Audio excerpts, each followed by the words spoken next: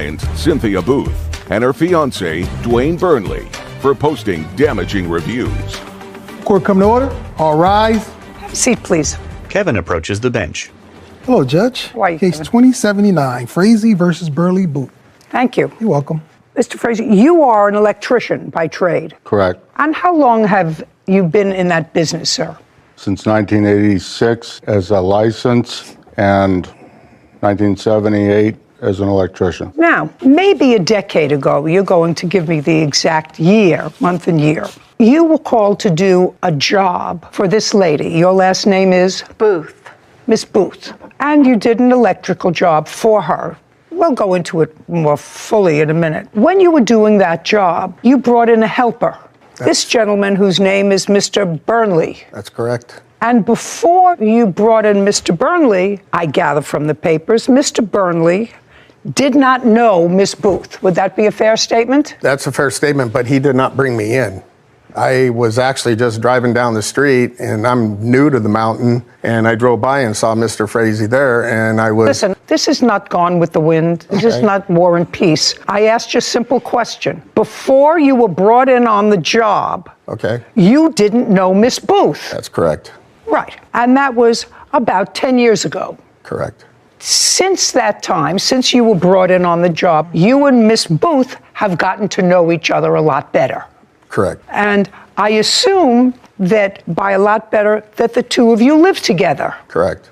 And you've been living together for how long? Since November. Of this last year, Yes. November of 2021. But prior to that, you were social friends. Correct. And that social friendship started when first introduced to her at this job. It's the first time you met her. Oh, that's the first time I met her, correct. Correct. This is your problem, and this is the nature of your lawsuit. You allege that you did a job for Miss Booth almost a decade ago, and you came to ascertain that Miss Booth and or Mr. Burnley had written some negative reviews about your company, currently wrote negative reviews about your company based on work that you did 10 years ago. Yes. That's your complaint. And you asked them to take them down. First they did, then they didn't. You found other ones posted in different areas. Now, Mr. Burnley, are you a working man, sir? Yes. What kind of work do you do? I'm an electrical contractor in Okay. Now, at the time that you first met Mr. Frazee, did you have your own company? Yes. You had your own company. Yes. In what year did you do Miss Booth's job? I did it on April 30th, 2013, Your Honor. That's not correct. That's not correct. Shh. Month and year, you say you did the job. The job was done on May 9th of what? 2013. Okay, so we're off by a month. Is that right? I don't care. You were talking about 9 years ago. Correct. Now tell me something about the job. What was the nature of the electrical job that you were doing? An older home needs to have at least a minimum of a 100 amp service. Ms. Booth's home had a 70 amp service at the time. She was purchasing it, and that came up on the inspection report to replace that, which I was engaged to do. So far correct? No. Well, now I'll have your version. Did you have to upgrade the I electric? had to upgrade due to a homeowner's insurance. Okay, well, That's the what they required. What's the difference in what he said? He said that you had to have your electricity upgraded, and it came up in the inspection report. It did not come in an inspection report. Well, then how did they find out? I who was found out honest about with it? my policy.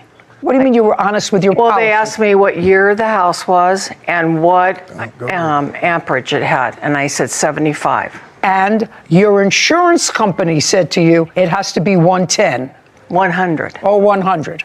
Yes. Before you could move into the house, for one reason or another, you had to upgrade the electric. Correct. Okay, and you hired Mr. Frazee Yes, to they do were that. my friends. I don't care whether he was your friend or not. If he was your Okay. friend and he was a vet, you wouldn't have hired him to do No. your electrical work. Of course He was your not. friend and he was an electrical contractor. Right, correct. And when he came to your house to look at the job, did he come alone or with a helper? Alone. Once you change the ampage in a house, do you have to get somebody from either the county or the city where you live to sign off on it? That's either a yes or a no. Yes. And once Mr. Frazee did that, modified the ampage, did you have an inspection? Yes, Your Honor. Do you have that inspection? Yes. I'd like to take a look at it. And the job was not. I didn't ask you anything. Okay. Hold on. That also includes Mr. Burnley's Just a second. inspection. Just a second. I'm sorry. Don't volunteer. I'm old. I get confused. I try to keep these things very linear, so even I understand them. Judy reviews a document. This is the inspection sign-off on the work that you did in 2013. Have you seen it? Yes, of course you have. No. Well, show it to them. You do remember that you had to have an inspection afterwards. Of course. Ms. Booth. Of course. Okay, it's just common sense. If you didn't have the work done and you said to your insurance company, I had the work done, the insurance company would say to you, show me proof that you had the Correct. work done, otherwise we're not giving you insurance. Correct. So you know you had an inspection after he completed the work. It wasn't after It was the work. The work was never. This is. Shh. I didn't ask you anything. Okay. But I will answer for you. She wasn't- Your Honor. You can. Okay. You can. It- So the insurance company accepted your word that the work was done. Yes. Okay. Can I have that back, please? And I did tell them I had it signed off, but it was signed off when the job was half done. That's your problem. You want to sign off when something's half done? Fine. I wouldn't sign off when No, my I hair was didn't. half dry. Caption coming up. I'm saying to you that it was nasty and malicious. And it wasn't until the two of you were hoochie-coochieing that all of a sudden we got negative reviews about a job they did 9 years before. That's ridiculous. It's mean-spirited. A courthouse. The Judy Justice logo appears. In the courtroom, John, Cynthia Frazee, Cynthia Booth, and Dwayne. John and Cynthia Frazee claim John's former client, Cynthia Booth, and her fiancé, Dwayne Burnley, slandered their business.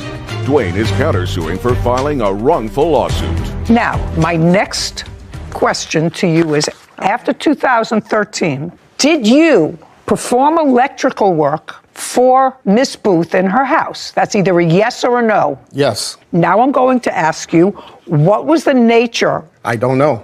What do you mean you don't know? I don't remember. You mean, just a second, you remember the work that you did when Mr. Frazee was there in 2013, when you were with him, but you don't remember the nature of the work that you did for your girlfriend in 2018? I'm pretty sure it was a panel upgrade. Just a second. I want you to think. What kind of work did you do for Miss Booth in 2018? It must have been the panel upgrade that I did at her house. I changed the 100 amp out to a 200. Sure, look at me. Because that would be. Look at me. I'm sorry. So you changed the 100 amp. Shh.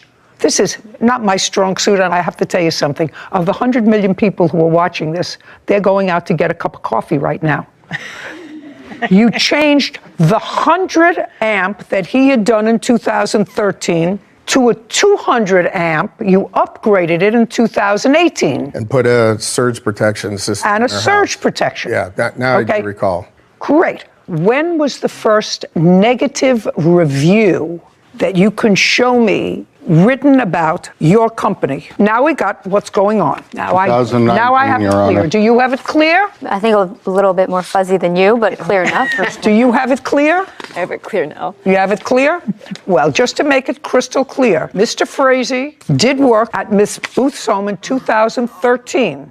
It was electrical work. It was electrical work performed by him with the help of Mr. Burnley, because in order to get a homeowner's policy on her new house, she had to upgrade to satisfy, according to you, only insurance. Correct. That's what you say, from 70 to 100 amps. Yes. Look, this whole new thing at my age, I'm learning. Now, evidently, they liked what they saw in 2013, and that materialized into a romance. Good for you. And in 2018, I assume he was living there? No. When did he move in? November of. Shh. November. Of last year. Yes. Okay. But you were dating in 2018? Yes. Yes. In 2018, Mr. Burnley, not with the help of the plaintiff, replaced and upgraded the 100 amp to 200 amp, which is much better because I know that I have 200. That's, you have to plug things in. It's 110, 220, right? Yeah. 110, 220. and he put in a surge protector. Now, even I know what a surge protector is. Correct me if I'm mistaken. That means if there's an overload, a lightning strike, whatever it is, it protects it so the whole board doesn't fry and everything turns off, and then you have to replace all the wires go zzz. Am I right? Right. So he upgraded the system and touched of necessity what Mr. Frazee did in 2013. No question, had to do that. Now I'd like to see the negative reviews and when they started. The first one we found was in 2019, Your Honor. Well, are these in order? That's the most current one that was in February of 2022. Did you write this? Frazee Electric, he was supposed to do a panel change and never put rods in and fried my electronics in my home and garage opener. Left such a mess and never cleans up. That's correct. Did you write that? Yes, I did. When? In what year? It's about 3 years ago. 3 years ago, 2018. Approximately. About when he changed the electrical system. Just a second. Okay. About when he changed the electrical system. All right, then you wrote something. I will not even write this company 1 star due to the unprofessionalism in completion of work. Hired this electrician to do a 100-watt panel, never grounded, never finished, and left a mess. He's known for not cleaning up. Had to hire another electrical contractor that was most professional. Now, when did you write that review? About the same time. 2018. Yes, on a different review. That was a different one. And you said that you had to hire another electrical contractor. Yes, I to did. finish the job. And who was that? That was DMB Electric. That was him. Yes, I called Just a second. 2 competitors. Just a second. In what year did you call them? Oh, this was... No, in what year did you call him? 2013. After he left, you called them. I called 2 other contractors. Just a second. Did you end up using Mr. Burnley? Yes, I did. Okay, so back in 2013, you were dissatisfied with this company. Yes. Let me follow this. 2013, you were dissatisfied with the company. You called another company. 2 other. Just a second. You called another company, but the county had signed off on your job. Yes. What you say in your answer is that they signed off erroneously on the job. Well, yes. I have to take at face value they're signing off that the job was completed. And I assume you got your homeowner's insurance. Yes, I did. After he left and after you had the county sign off. Yes. Yes. Okay. But they... Now, just a second. Now, don't tell me a but. No. Now, 5 years later, because this was written in 2018. Correct. 5 years later, you're now dating Mr. Burnley. Correct. Who's now living with you. No.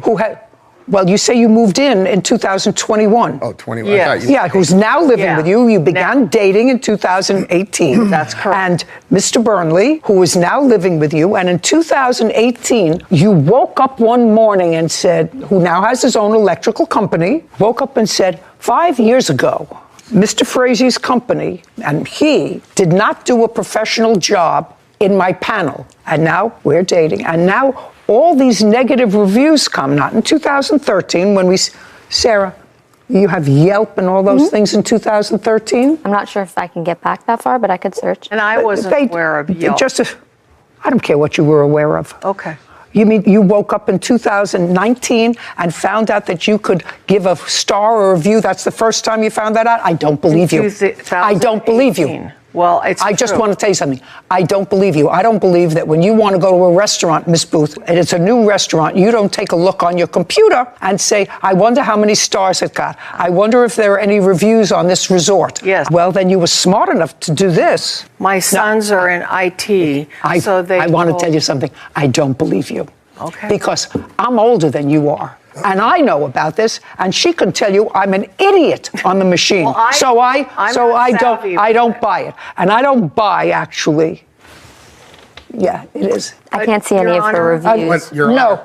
But there are reviews on Yelp of his business that all are very positive. I have them if you'd like to see them. I will look And at them. I have negative reviews that says the exact same thing what Cindy posted. Just a second. You don't understand what I'm saying to you, Mr. Burnley. I'm saying to you that it was nasty and malicious, because if she was unhappy with the service, it would have been posted in 2013, 14, 15, 16, 17. And it wasn't until the two of you were hoochie-coochieing that all of a sudden we got negative reviews about a job they did 9 years before. That's ridiculous. It's mean-spirited. Caption coming up. All those positive reviews that you posted, did any of them have to do with people that you're sleeping with? That's a question. No, No, of course not. I'm not that kind of girl.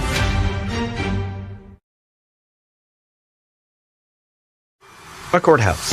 The Judy Justice logo appears. In the courtroom, John and Cynthia Frazee, Cynthia Booth, and Dwayne.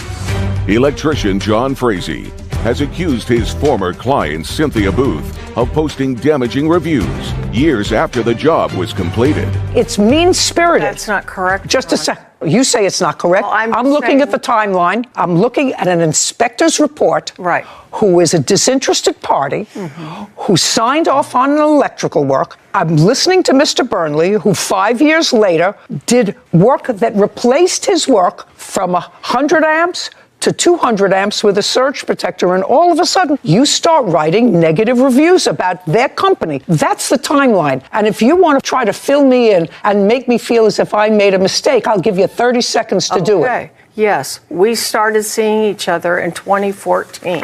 And my sons are in IT administration, and they had told me, Mom, you don't know don't about tell me Yelp? what your sons, don't tell me what your sons told you. I didn't know about Yelp or Google reviews and back at that time, because I'm not computer savvy. You want to know something? I don't believe you. I don't believe you. I'm almost 80 years old, a lot older than you are. And I know that if I want to look something up, which I do occasionally, I look something up and I say, did so-and-so eat at this fish restaurant? It's a new place, it's a new town. I'm going to go there and take a look at it. I know how to do that. And I'm an idiot, and I'm an idiot. And if you just found it out, if you just found out how to do it, then there was no reason for your first review to be about his company. No. About a job that was done. 91 other reviews I've posted. Just a second. Positive or negative? Positive. Are you sleeping with any other electrician? No, I'm not. Just a second. That's the end. All those positive reviews that you posted, did any of them have to do with people that you're sleeping with? That's a question. No, No, of course not. Of course not. I'm not that kind of girl. What I'm telling you is the timeline doesn't make sense. These nasty reviews written about a job that started 9 years before, in this case, 6 years before, now that you are sleeping with a head of an electrical company, don't make sense. And my nose tells me if it doesn't make sense, it's not true. Now, when you came back a month later, what else did you do? That's it. Didn't clean up a mess. At Just a that second. time. Didn't clean up a mess. Yes, I cleaned up the mess. You cleaned up what My mess? mess. He your doesn't mess. clean up his mess. Well, you didn't. That's what she told you. No, I have other reviews of other people on the internet that posted that. I'm asking you a question. You didn't clean up his mess. I didn't clean up his mess. I misunderstood you. Okay, well, that's what I said. sorry. You didn't clean up his mess. No, I cleaned up his mess. And didn't write a review. Well, I didn't know about Yelp. I'm telling you, you can say it until the cows come home. not I don't true, Your believe Honor. you. I don't believe you. And I don't believe that the first year that you found out to write a review is when you and Mr. Burnley started a relationship. I just don't believe it. No. And I think it's mean-spirited. You have to know, Miss Booth, I think it's mean-spirited. But we were seeing each other in 2014. You were seeing each other in 2014. Yes. You have a company, sir? Yes, I Do you do. have a company? Yes. Are you licensed? Yes. What's the name of your company? DMB Electric Inc. Just would you take a look at that, Sarah? It'll be under DMB Electric Services Inc. And in what year was your company formed? This She's- one, this one's 2013. He had a prior I had a prior one. 2013. Yes, Your Honor. Was that before or after you did her job with him? Before The or license- after? I had the license before. No, the company. I said, was the Yes, company the company formed? was established. Careful, because she's a whiz with the computer. No, that's good. Was your company formed before? Yes, Your Honor. Before you did the job with him? Yes. Okay, in what month in 2013?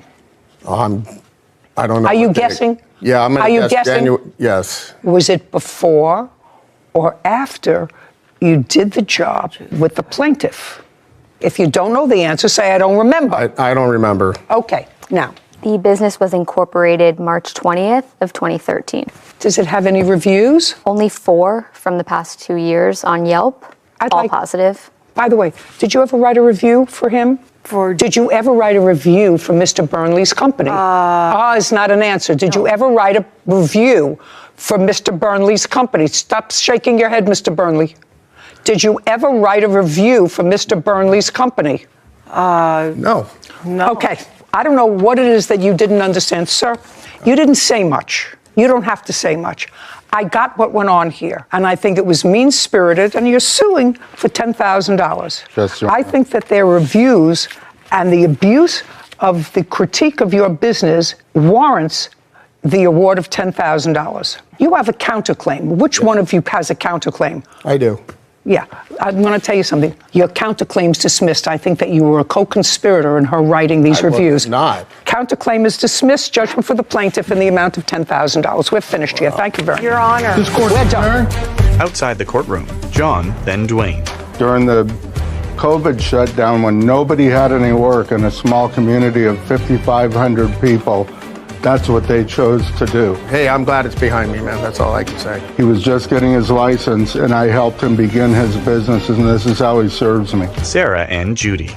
I agree with the judgment, but why $10,000? That seemed a little high for me. You can permanently hurt somebody's business, their livelihood, if you write a negative review. Because people more and more rely on the internet when they seek a service, rely on somebody else to say, I've had a good experience or I've had a bad experience. I believe, based upon the timeline that we heard, that the defendants wrote these reviews for a reason other than bad electrical work.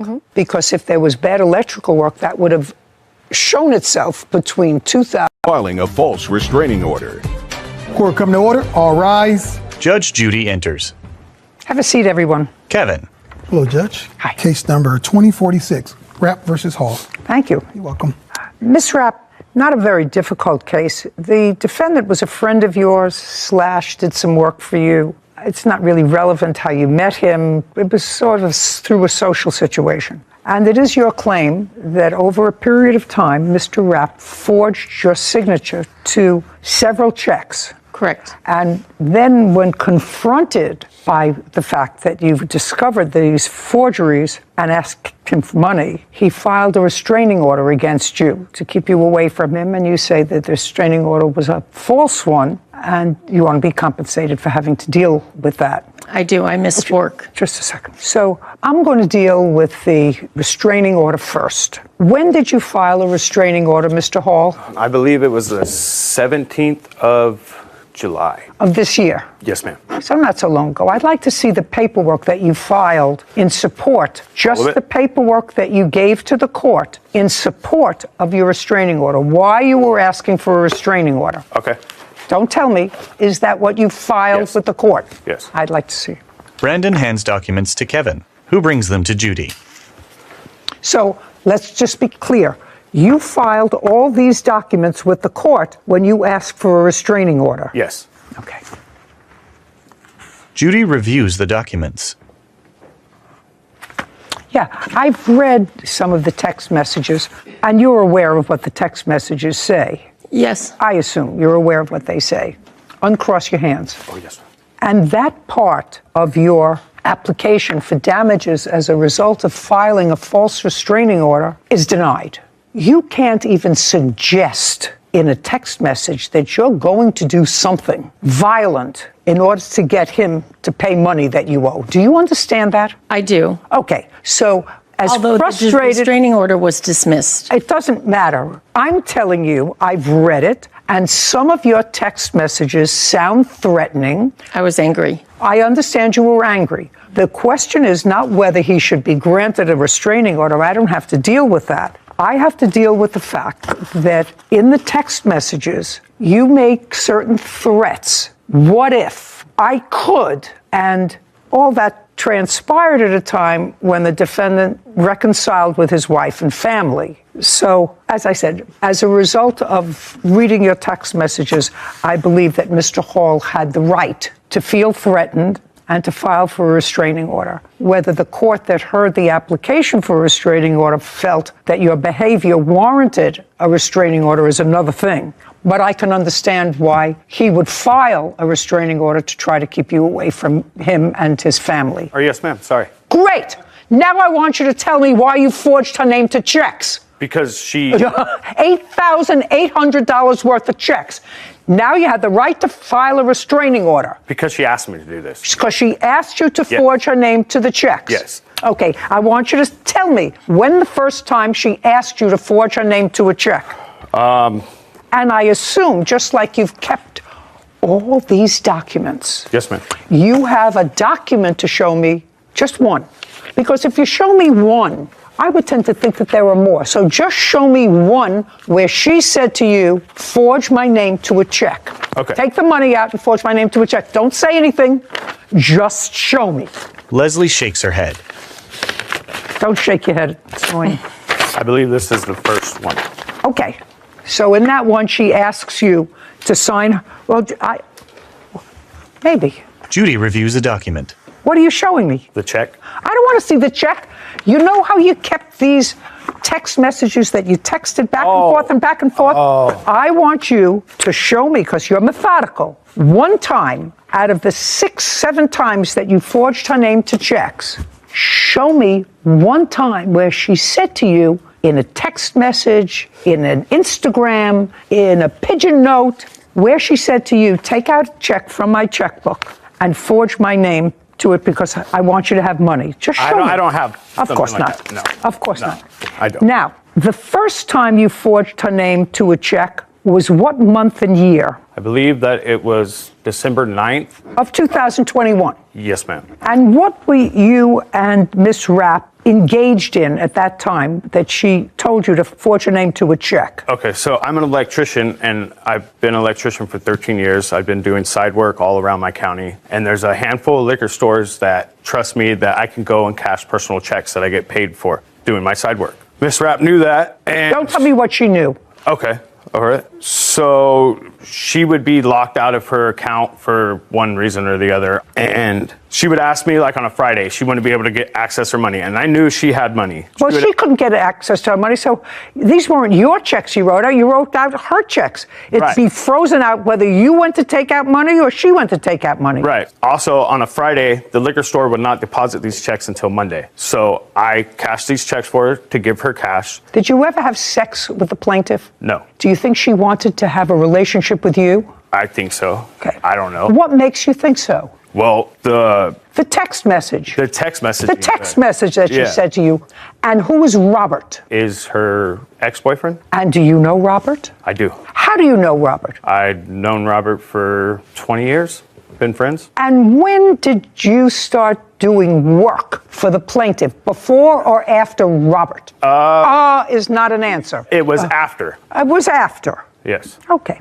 Give me an idea of when. You've cashed the first check in December of 2021. Give me some idea of when you were aware of the fact that the plaintiff and your dear friend of 20 years were no longer an item. Is not an answer. I don't know what month he was arrested. Arrested for? June, maybe? Arrested for? I don't know his charges. I don't believe that. Okay. I want to see only with those forged checks, you would have put the money in her Venmo account. Your Honor, I don't see where I have the ones that I deposited in her account. These seem to all be her depositing into my account. Duh. You were happy she left? No, ma'am. You wanted her to stay? No, ma'am. Then you were happy she left? No. Then you're a masochist. Somehow you want to live with somebody. You want to live with somebody who's messy, floods your apartment, weren't a good fit, and yet you were happy with that.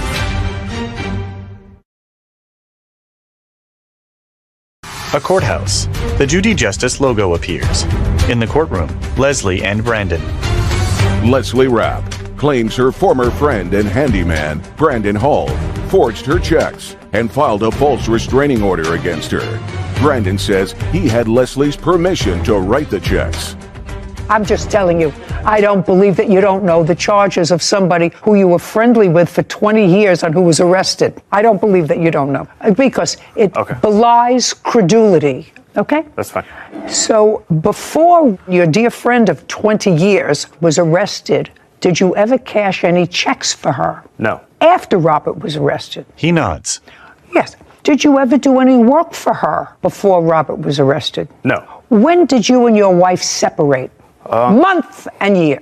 Maybe February of 21. And were you still together with Robert in February of 2021? Yes. And when did you and the lovely Robert separate? Robert was removed from my life August 11th of 21.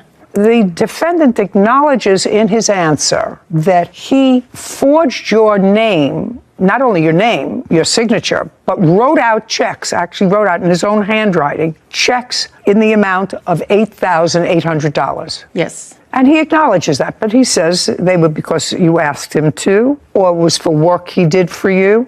Those were your answers, right? No, these checks were not for any jobs that I did for her. They were strictly to get access to some of her money during the weekends and stuff. And then when she was out of town as well. Get her access to her money and when she was out of town. When she was out of town, if you cashed her checks when she was out of town, how did she get money? I Venmo'd the money to her. Okay, so that you have a record of, that you Venmo'd the money to her. Yes. I'd like to see it. I'd like to see it. Here you go. He produces documents. Here's all the Venmo deposits. Her sending me To money. her. No, not just a second. Try not to confuse me. I'm an old person. I want to see only the monies, because she's going to show me the checks that you forged. And contemporaneously, which is a close period of time, with those forged checks, you would have put the money in her Venmo account. On a couple of different occasions, yes. Just a second.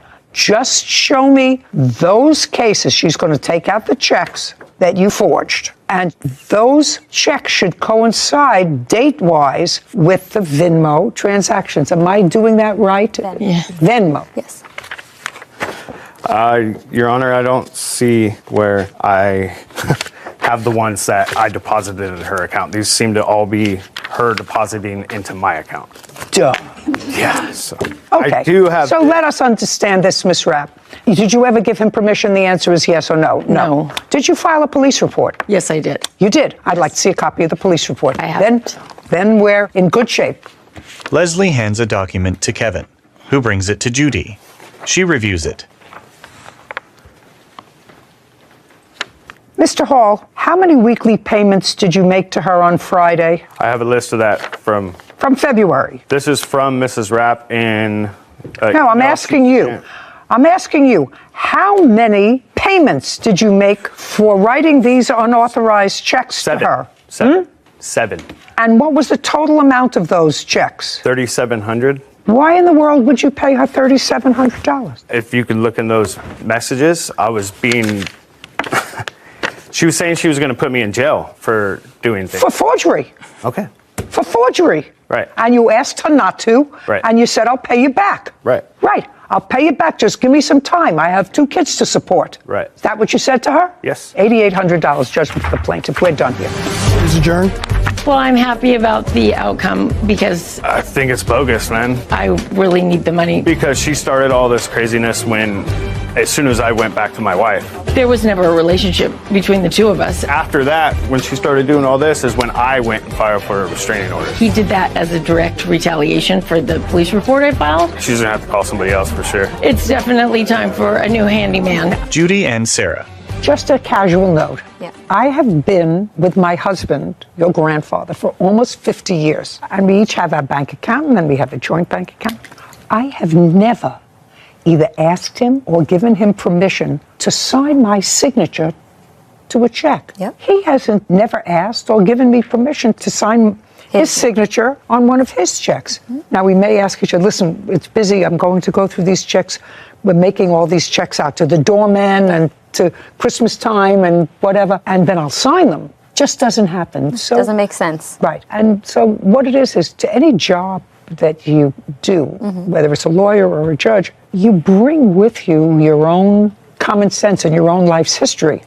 I hope that works, because I cannot imagine somebody saying, write out a check for yourself. I don't know you, we're not involved, we're not married, go help yourself to a check and write it out. I can't imagine. Case number 2029, McCray versus Onwaka.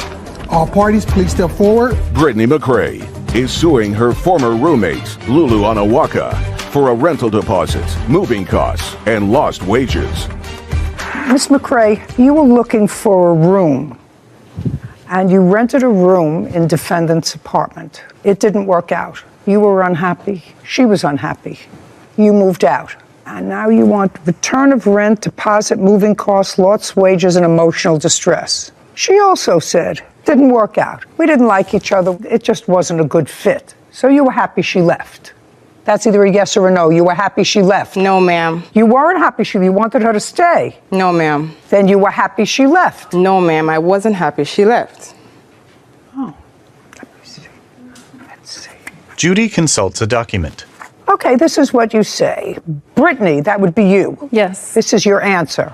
Was messy, played loud music, brought friends in unannounced, damaged the washing machine which flooded our apartment, and without consent offered to adopt someone's dog. After that, I let her know we weren't a good fit and would not be renewing her lease. No. Now, that's what you said. We'll not be renewing the lease for the apartment. No. Doesn't matter.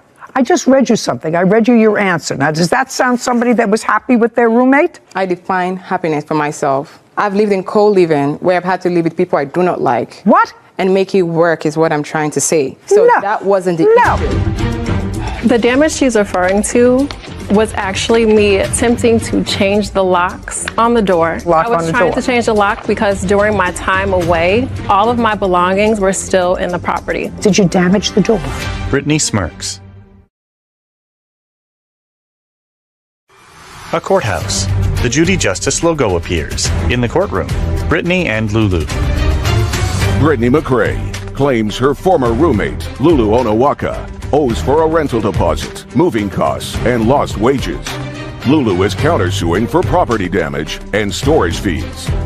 Brittany was messy, played loud music, brought friends in unannounced. She damaged the washing machine, flooded the apartment, and without my consent offered to adopt someone's dog. After that, I let her know we weren't a good fit and wouldn't be renewing the lease. That's what you wrote. Do you want me to show that to you? No, you're right, and that is what I wrote. Absolutely. Well, then I don't know why you have a passive-aggressive attitude, because I'm the only one who's passive-aggressive. Then you were happy she left. No. Okay, well, you're ridiculous. Then you're a masochist. Somehow you want to live with somebody. I You want to live with somebody who's messy, loud, floods your apartment, weren't a good fit, and yet you were happy with that. And I don't have to define happiness. Yes. I know that if I lived with somebody who was messy, sometimes loud, Okay. So each is he broke the dishwasher and flooded the apartment because they put regular soap instead of dishwashing soap into the apartment, then it sort of bubbles all over. Now, unless I was either married to that person or they were one of my family, I wouldn't be happy with them. If I had a tenant like that, I would say, oh my God, what did I get myself into? I want out of this. Okay. But you were happy. No, I wasn't. I stand in that. Okay, then you weren't happy. Yeah. Perfect. That's what I asked you. You could have saved me all this dramatics. All right, so there we go. You were living in a room. Yes. You paid a month's rent. I did. Okay, how much rent did you pay? I paid $1,300 and a $300 deposit. And you lived there for about a month. I lived there for 26 days. And things didn't work out. You had a big argument with her back and forth. And as a matter of fact, according to you, you left for a couple of days. I did. Yes, because you were unhappy there and felt threatened, felt uncomfortable, whatever Very it was. much so. So you left for a couple of days. And when you came back, what was your intention when you came back? No, look, not so. Look at me. You left because you were unhappy. You came back. What was your intention when you came back? I never left because I was unhappy. I left because I was evicted from the property by the defendant. Just a second. So you didn't leave the apartment after this disagreement? Yes.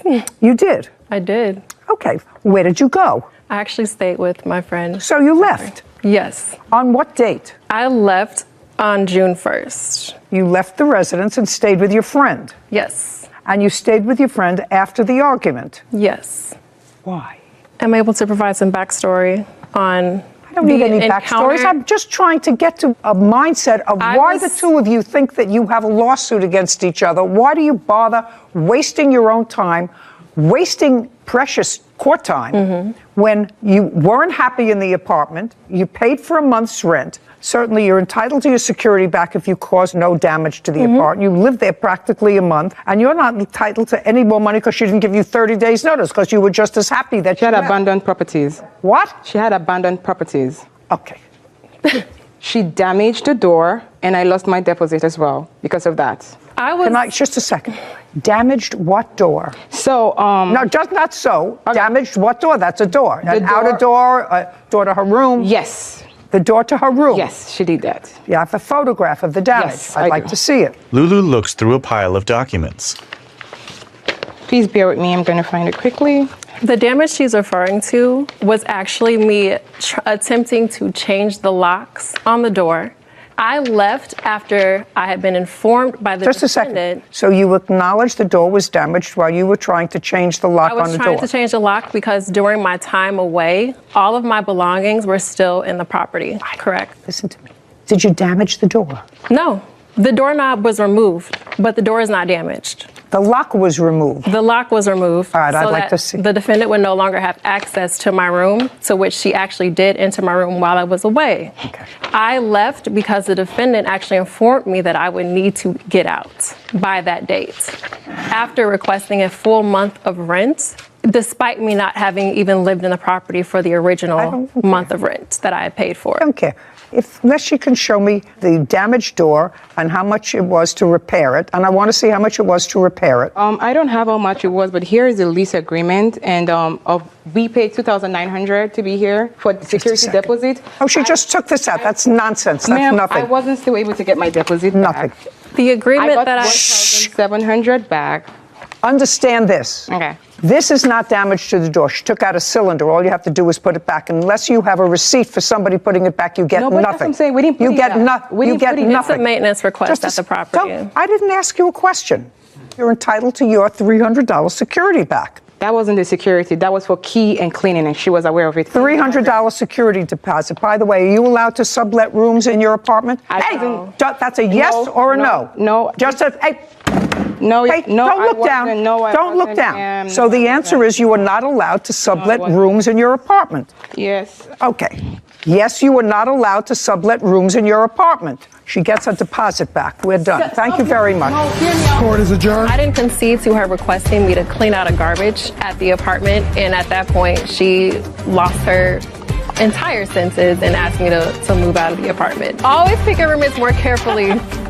Okay, so I don't have anywhere to go really on this case except to suggest that people who feel good, look like they have a job, look as if life is otherwise okay for them, and they move into this rental situation, which is very difficult. I never could understand it, to move in with a stranger in an apartment and just rent a room when you don't even know whether you're compatible, whether you have similar interests, similar time schedules. I always thought that was fraught with danger, and it keeps me in business here. But here you have two women that were both unhappy. For property damage and stolen belongings. Court come to order. All rise. Judge Judy enters. Have a seat, please. Kevin. Hello, Judge. Case 2121, GN versus Pine Jagum. Thank you. You're welcome. Judy turns to Carlos. Mr. Gwilyn, you rented a room in a house that you were renting or that you own? That I was renting. It's a 3-bedroom house, and you live there with whom? At the time, it was me and my sister, and then my cousin. How long have you been living in that house? I was living there previously with my sister for about 5 years, and then she then moved, and then it came over to me in 2020. So you've been living there for 7 years? About 5 years, yeah. When did you decide to rent a room? She came to me around early May, saying that she was going through a situation with her previous roommate. That would be you. Sorry, Nija, yeah, sorry about that. How did you know her? We worked together as servers, but then she came to me on the job saying that she heard that I had a room available and that she was going through it with some of her previous roommates before. She said she needed some place to stay, so I told her that she could stay with me until she got on her feet. Is that the conversation? No. Okay, so let me hear your version of the conversation. So someone did tell me he was renting a room. I did need a room for rent. As we all know, COVID did happen, so I wasn't in my place I had stayed previously. I was moving. And so I went to him and I said, hey, I heard you had a room for rent. He's like, yeah, girl. And I'm like, yeah. So I could pay, like, I can move in now, basically. Because I came to him on May 31st, moved in June 1st, which was the next day. And he was like, yeah, girl, just pay $800 a month. Just give me $1,000 to move in. You're going to love it. You're going to love it. I'm like, all right, for sure. It's like, it'll be month to month. And that was it. It was never like till you get back on your feet. It was never like a helping hand. I paid to move in with him. He never said it was a helping hand. Well, he did just state that I was going to be staying there until I got back on my feet, which was never the case. I was staying there. But you needed a room. Yes. Okay. And the rent was $800 a month. Yes. And he asked you for $1,000 up front as security. Yes. And when did she move in? She moved in on May 30th, Your Honor. When did she pay you for June's rent? Immediately. So the day that she moved in is when she gave me the money. So she paid June's rent. Yeah, she did pay June's rent, yes. And what about July? She paid for July's rent as well, yeah. And what about August? She did pay for August rent, but she does owe me for utilities. She's about 2 months backed up on utilities. What about September? We weren't there for September because the altercation already occurred on August 27th and 28th. Okay, so she was there for 3 months and she paid you for 3 months. Yes, ma'am. Your complaint is that there was an altercation, and at some point during her tenancy, she brought in her boyfriend who's going to uncross his arms. Yes. Who was living with her. Mm-hmm. And when was that? So she told me previously to her moving in that she did have a boyfriend and that he would be there from time to time. I allowed it. During his stay and while they were there, they were always arguing. It was like commotion, like every other night. He would punch holes in the wall. They would constantly get into fights. So what happened to how this whole thing got about, one day I had came home and I actually have the messages here. Those are the messages you had on your phone? Yeah, between me and her men, yeah. Okay, may I see those? those? So he was May I see standing them, outside please? of the building. I came home around. Just a second. I have to read them first, sir. Yeah. Kevin brings Carlos's documents to Judy, who reviews them. I don't understand what this is. So I was pulling up to my house around 7 a.m. in the morning. He was outside sitting on the steps crying and smoking a blunt. He walked up to my car asking if we can have a conversation. I said, sure. He gets in my car. We're talking. He tells me that him and Nija just got into a fight. Nija kicked him out again. He and his girlfriend got into he and his girlfriend, Nija, had got into a fight. This was on August 27th. Yes, August 22nd, yeah. So we had the conversation. He told me that Nija... What were you doing look at me. What were you doing out at 7:30 in the morning? So me... No, just... Me and Nija, like the night previously, we had went out together. We got in pretty late. We were out drinking. We did get into a situation, but it wasn't a situation... I just want to know what you were doing out 7:30 in the morning. That's my question. I was just leaving and walking to my car. Did you have a conversation with Mr. We had a brief 2 to 3 minute conversation. Okay, but you had a conversation with him. Now, you had an argument with your girlfriend the night before, you just said. What kind of an argument did you have with her? It was basically, we went out, we were trying to have a good time together. It didn't really kind of end up the night how I wanted it to go. She felt how she felt. It was never an argument of, yelling at her or like we were going at it. It was just like... Well, you had been out drinking. Yeah. And when you were out drinking the night before, did you have any altercation with your girlfriend while you were out? No. So you had the altercation with her in the house? Yes, in the apartment. Okay. Now, he works nights? What were you doing? Nights and days, yeah. I'm a server bartender, Your Honor. Okay. Now, he wasn't home when you were having these fights with this argument Not with a your girlfriend? fight, not even an argument, but no, ma'am, he was home. He was not at home. And when he came home that morning, you were outside? I was walking to my car. He was outside on the steps crying. I wasn't Just a on the second. steps. Sorry. I wasn't on the steps. Just a second. Sorry, You have to understand, I move slowly but methodically. Got you. Sorry, Your Honor. Okay. Now, do you work? Yes, I do. Where? Security. Security for whom? I lied. What time do you report to work on the 27th? On the 27th, I went to work late because of the situation that had happened previously that day with the cops, and we have the text messages of me texting my supervisor. What situation previously that day? He wasn't home. So what situation previously that day? What happened previously that day was that... Previously what day? Earlier during the day, he had... That was 7:30 in the morning. You hadn't seen him. I'm having It wasn't the 27th. That wasn't the 27th when that happened. was We the had the 22nd? conversation on the 26th. Early coming back, it was 7 that day because we had got into it. I didn't see her at all. After me and her had our little falling out, I'm walking to my car. We have the conversation. I go home. You went home for what? He said that I was living with her. I was never living with her. You were. You went home for what at 7:30 in the morning? What did you go home for? To sleep. To sleep. So what you're saying is it wasn't on the 27th, it was the 26th. This altercation that happened with me on the steps, It either was the 26th or the 25th, but this happened way prior before the date on the 27th. The 27th is the day where the first police incident happened, where there was the actual dispute over him and her. He said that she didn't pay the first month's rent, which we have in the police report. Okay, I've already determined all the rent was paid. Right, but he has the dates wrong because the 27th is not the day that we got into the altercation. What was the date? It was the 22nd. It was the 22nd. 22nd of August, 2022. Yeah. And I'm off Mondays and Tuesdays, so I was off. I went home to sleep after I left the apartment. So on the 22nd, Your Honor. On the 22? Yeah, on the 22, which is a Monday morning at 7:30, I pulled into my garage. He was outside crying. So it wasn't on the 27th? No, it was on the 22nd, yeah. 22nd in the morning, yes, ma'am. It was 7:30 in the morning. He's sitting there crying. I come in. He asks, can he come in my car to talk to me? We talk. He tells me that him and Nigel got into another altercation.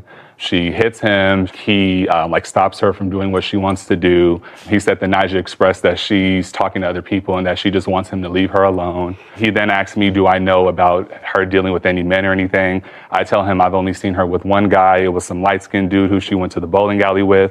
But other than that, I didn't see anything. I told him, with me being 25 and him being 20, I said, you're a young man. You have your own car. You got a place. You're doing stuff. You should be living life. You shouldn't be, getting beat or dealing with all this stuff. Just be young and live your life, That's when he then... Okay. Yeah. Did you have that sort of a conversation with him? Not at all. Okay, tell me what... The conversation was 2 to 3 minutes. I never entered his car. I was walking out. No, tell me what you said to him. I told him that me and her got into it. You might not see me around here. I don't know what the situation is. And he did tell me, focus on yourself.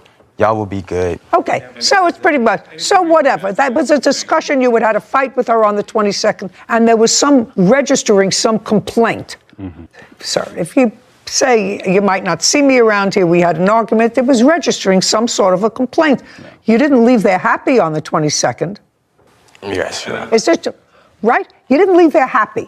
I never was upset, like how he's trying to make it seem. We didn't have this conversation of me being beat on or me crying. You didn't leave, Mr. June, you didn't leave there happy that morning. Yes. Is that right? That's correct. You had an altercation with her the night before or earlier, and you stopped and had a brief conversation with him. I don't have to get into the nuances of it. You weren't happy. Mm-hmm. Okay, that's the 27th, and you say you told him you're a young guy. You don't have to live your life. Yeah. Live your life. And then he thanks me in those messages that I gave you right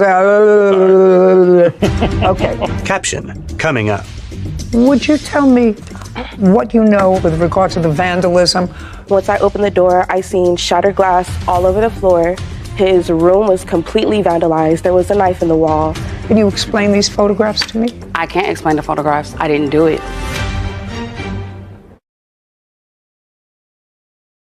A courthouse. The Judy Justice logo appears. In the courtroom, Carlos, Nija, and Gallo. Carlos Guillen claims his former roommate, Nija Pine, and her boyfriend, Gallo June, vandalized his property. Nija is countersuing for a false arrest, tire damage, and cyberbullying. Now, 22nd moves into the 23rd, 24th. Anything happened the 23rd, 24th, 25th? On the 26th, I had got a phone call from one of my friends saying that Nija, at the place that we were working at, was going around telling people that I was trying to sleep with her boyfriend, saying that I'm trying to make him gay and that I go for straight men. Just a second. All this stuff. Just a second. That's all hearsay, by the way, unless you have a witness to that. Yes. And I assume that you could have a witness to that if you like. Did you, Ms. Pine, have any conversation at work with any of your colleagues about discussions that the plaintiff may have had with your boyfriend? Yes. Okay. Your Honor. Do you remember who? It's actually another coworker. A mutual friend between us. Okay. And without going into the text of the conversation, were you registering complaints about Mr. Guillen? Yes. Okay. Your Honor. That's all. That's all that's relevant. With that being said, that following morning on the 27th, I then walked up to her room around 8 o'clock because, she's living in my house. I'm helping her out. She's talking about me at my place of business. So I went up there to go ask her, what's going on, what's happening. The moment I go up there, she's like, you're this and this and this. We start arguing at this point. Like, we're both yelling at each other. It's getting heated. She then tells me that she's going to have some dudes come and beat me up. Since I want to argue with a girl and all this stuff. Men then come to my home. 6 dudes come to my house. How much later after the conversation? This is probably like literally 10 minutes after the conversation. Like, this was very fast. She had these men come to my house. I saw one of the dudes outside. I was trying to, go outside and just be like, look, I'm not trying to do anything to her. We got into an argument. I'm hearing stuff. Gallo, out of nowhere, comes from a corner and tries to swing at me. Once he does that, I then go inside my house, I go into my room, and I look at my window, and it's 6 men outside my home. She then lets these men inside the house. They're banging on my door, talk about bring your outside and all this stuff. Oh, you want to fight women, da, da, da. All this mess, banging on my door and stuff. Was anyone else in the house other than the two of them? It was my cousin with me at the time. That's not your cousin? No, this is my witness, Imani. It was my cousin at the time. A witness to what? A witness to the next day, Your Honor. But back with this day, my cousin was with me. He wanted to go out and fight and do it. I said, no, we're going to sit here and wait. The police end up getting called from the neighbors because it's 6 men outside banging and cussing and making a scene. The police then get there.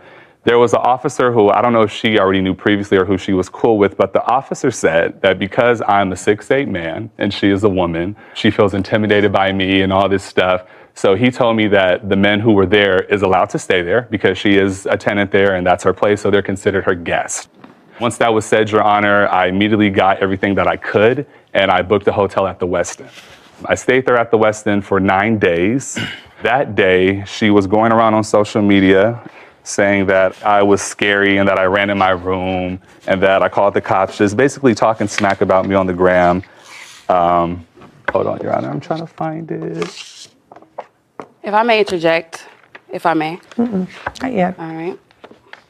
I'm sorry, Your Honor. But she went on social media. Okay, just a second. So was what you're telling me you don't have that? It might be in that file, yeah, sorry. But it's like a message of her saying like, oh, y'all won't believe who caught the police and ran in the room crying and like just talking smack, Your Honor. Okay, here it goes. Yeah, that's what she posted. Once she posted that and, people start hitting me up. I see it. Yeah.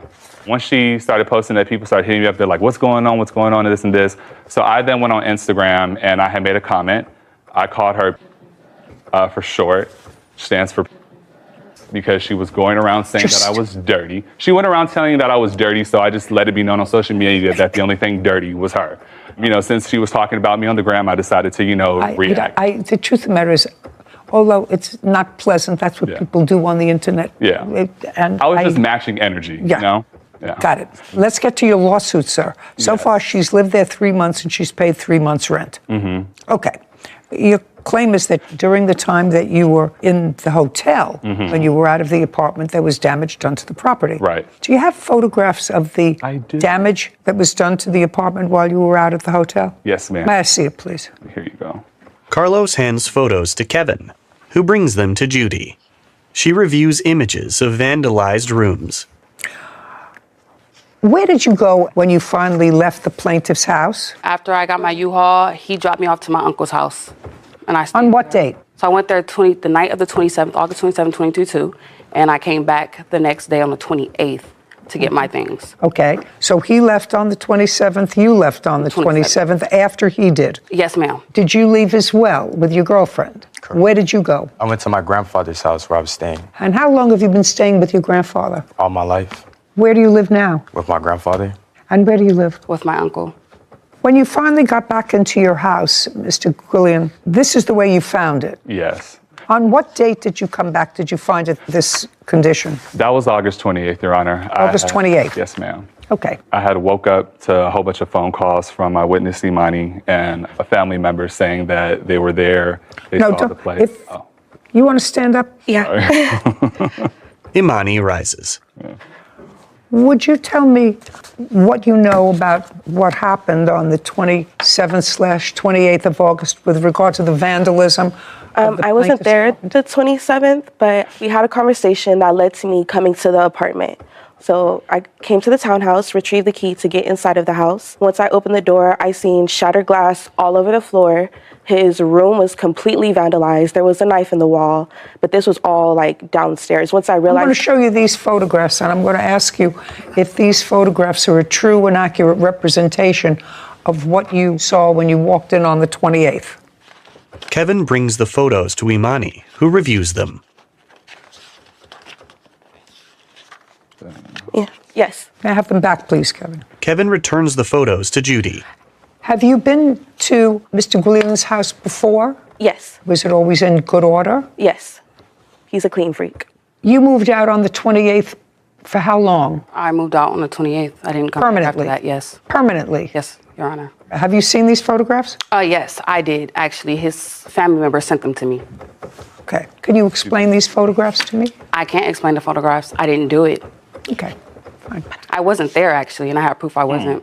That's a lie, Your Honor. Just a second. Yeah, okay. Just a second. That's crazy. She may not have personally done it. The question is, he certainly didn't do damage to his own property. Oh. There is no, well, if you have proof that he did damage to his own property, then I'd certainly like to see it. Caption, coming up. I do have proof I was not there, and I don't care whether you were not there or not. Okay. He can't show me he wasn't there, and your brother is not here, and he can't show me he wasn't there. So I have to decide if it was a stranger, the plaintiff, or this side, maybe not you, but someone acting on your behalf. Carlos smirks. A courthouse. The Judy Justice logo appears. In the courtroom, Carlos, Imani, Nija, and Gallo. Carlos Guillen is accusing his former roommate, Nija Pine, and her boyfriend, Gallo June, of destroying his property. Nija claims Carlos had her falsely arrested and damaged her tires. Right now I have damage. What I would like to say... No, I don't want you to say anything. I want you to tell me what proof you had that he damaged his property. I would like to restate, I have proof that he did not care about the apartment, that when I moved in, it was in horrible condition, actually, and he's not a clean freak, and I wasn't there to vandalize the apartment at all. Oh, just a second. I just asked you a question. Can't you give me an answer? It's a simple answer. You said to me, I have proof that he vandalized his property. Is that what you said? Well, I have, Your Honor, if I may. Just a second. I want to make sure that that's what you said. I have proof that he vandalized his property. His property was vandalized when I moved in, is what I'm saying. Oh, no, madam. And I did. Oh, just a second. She says, I have proof, Your Honor, he damaged his own property. Okay, so all I want you to do is show me proof that he damaged his own property. Okay, so I do not have video proof of him doing it, but based on my countersuit and the fact that I was falsely arrested and the harassment, the lies, even the online post that I haven't been able to show you yet, that he is framing me and that he did vandalize his own apartment and he didn't care about it. Just a second. I'm willing to look at proof of any proof that you have that he vandalized his own apartment. So around the time... Not so around, just show me. Okay, sure. Nija with documents. So what I have in my hand here, Your Honor, if I may, Kevin, is this proof that before I moved in, the apartment was not well taken care of. And like I said, I don't have proof that he went in and did it himself, but I do have proof that the apartment was never cared about to begin with. And after he actually moved all his things out, which he claimed and stated on social media, he took all his valuables. You can take these back.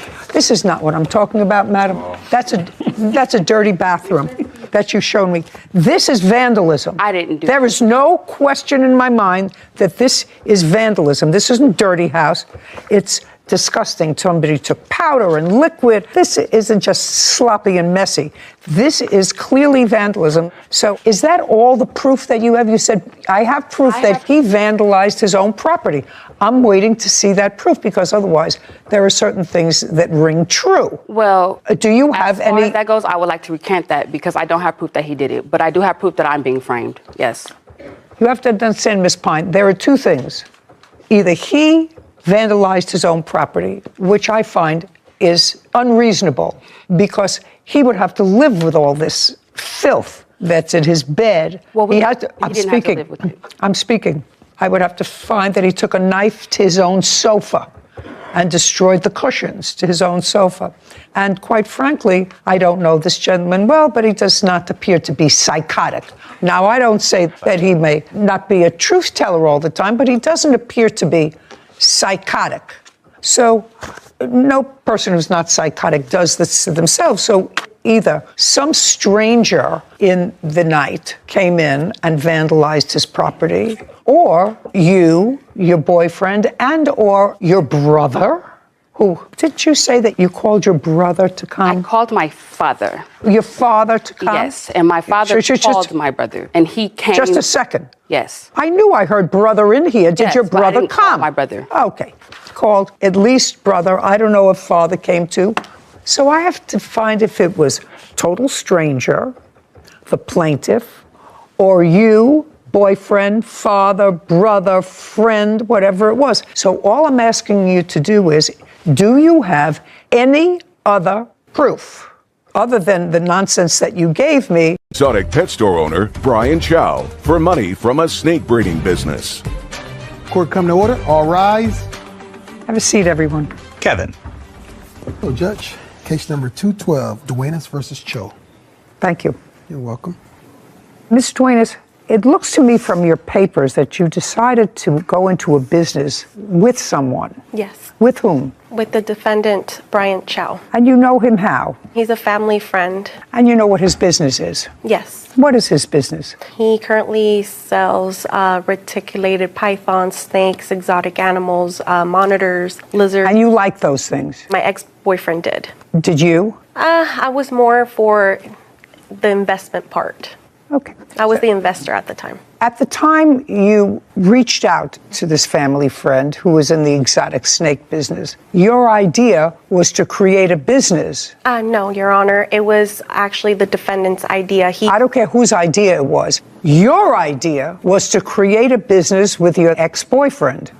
I agreed to the business, but it wasn't our idea. Whether you agreed to the business or not, you invested money in the business. Yes. Which means that unless there's something wrong with you, and I see that there is not, you wanted to go into business with the defendant. Yes. So let's be easy. Okay. And at the time that you wanted to go into business with the defendant, I'll get to what the nature of that business was in a second. I know it had something to do with that wonderful looking snake. You had a boyfriend. Yes. And the boyfriend liked snakes. Yes. And you went along with the ride. Yes. What month and year were you still with the boyfriend when you decided to go into the business, which you will explain to me? Back in November of 2019. So right before COVID. Yes. What was your boyfriend doing at the time? He was working at an airport. And he and Mr. Cho were friends? Yes. How long had you known him? 2-3 weeks, Your Honor. Where did you meet him? He came into my store and acquired I didn't ask you anything. That's how you met him? Yes. I'm going to get through this case and get this lovely thing out of the courtroom as quickly as I possibly can. Wow. Some people find them exotic and gorgeous. I find them a little bit squirmy. So in November 2019, boyfriend and you decided to go into the business. Explain the business that you invested in. I invested on 5 reticulated pythons, 1 male and 4 females. That was the original deal. And what were you going to do with them? Mr. Brian Chow was going to have it in his shop, and together we were going to breed them and make a profit out of them. So the intention was never for you to take these pythons to your residence? No. And you understood that? No. They're buying the snake, Your Honor. Okay. How much were the 5 snakes? In total, it was $10,000, plus the feeding and the cages that he claimed that the snakes needed. Was it your agreement that for $10,000, Miss Duenas and the boyfriend were going to buy 1 male snake and 4 females? They decided to buy 2 snakes. Well, when was that decision made, sir? A week after I met him, because When you went into the shop, did you ultimately decide on 1 male, 1 female? No, so how it is, Your Honor, is he knew my ex-boyfriend prior to the business 5 years ago. He sold him a exotic Australian monitor lizard. Okay, what I want you to tell me is, did there come a time when the arrangement changed, so instead of 1 male and 4 females, you were supposed to get 1 male and 1 female? No, Your Honor. The whole way it was supposed to be 1 male and 4 females. Do you have any sort of a receipt for that? We have Instagram conversations. Do you have that? Yes, ma'am. I'd like to see it. Okay. Cassandra hands a laptop to Kevin, who brings it to Judy. She reviews a message thread on the computer. 1 male, 4 females. The guy's asking $15,000 for all, and then he says, I'll drop it to 12. Then somebody, I don't have 12 now. I just spent a lot on my monitor. Let's go the rest. Okay, so he said, I don't have that money now. He says, I'm getting 16 lace monitors. You remember that discussion? And then that's a big investment for me right now. I'm saving up to get a house, but I'm down to breed my monitor with any of your monitors. Keep going. So far, I don't have a contract. And then somebody says, no, you pay half and I pay half. Who wrote that? He did. No, you pay half and I pay half. Then you say 6,000. I'm short 6,000. I want to get them, but I'm low on cash till next month. And that's from you. That's from the reptile. I have to say it, Your Honor. Okay. If I invest half with you, what will be my return and in how long? Think about it. That's will be the baby's mix price. JTK Reptiles, that's you. Somebody's on their way. That's you and your boyfriend? Yes. We were on our way to give him the money. And how much money were you going to give him? We gave him the first time $6,000 and then $4,000. A total of $10,000. You received that? Yes, Your Honor. And what did you purchase with the $10,000? If you look at the message from there, what she showed you is they pay half of the 5 snake. Means they get 2 of the snake and I get 2 of the snake. They've been lying to you guys since day one. They want to purchase 2 snake. Then I told them, like, if you look at the message, I can use my male to breed it to your female. It's an investment for you guys, not for us. It's no us. It's not with them at all. Mr. Cho, were they supposed to take possession of the snakes? They're supposed to pick up the snake. That's why they come to the store with it. Which snakes were they supposed to take possession of? One right here and one out there. Is that a male or a female? This is the female. Has she had babies yet? No, I don't breed her because she don't belong to me. And how old is she? Right now, she should be about 6 years old, going 7. How long do they live? Over 30 to 40 years, depends on how you take care of them, like I take care of them. And there's another one outside the courtroom that's the same as this one. Yes. Also a female? Yes. And you gave them the $10,000. He acknowledges the $10,000. So we have a verbal contract that you were going to pay for some snakes. He was going to order the snakes for you, which he did. And that was accomplished, and the payment for the snakes was done on what date, the first payment? Approximately in November of 2019. And when was the next $4,000 payment? The same month, I would say like a week. Good. And when did you order the snakes, Mr. Chow? Right after I get yeah, because I cannot just acquire the animal without the payment. Okay, so now you've got the payment and you order the animals. Yes. On what date do they arrive? 2 days after, they're FedEx delivered to my shop. And when did you notify the plaintiff that they were there? The day that they came. I tell them the snake is ready. So it was also in November, sometime in November. And when did they arrive? The snake arrived? No. The plaintiff and the boyfriend. They arrived a week after I notify the boyfriend. Okay.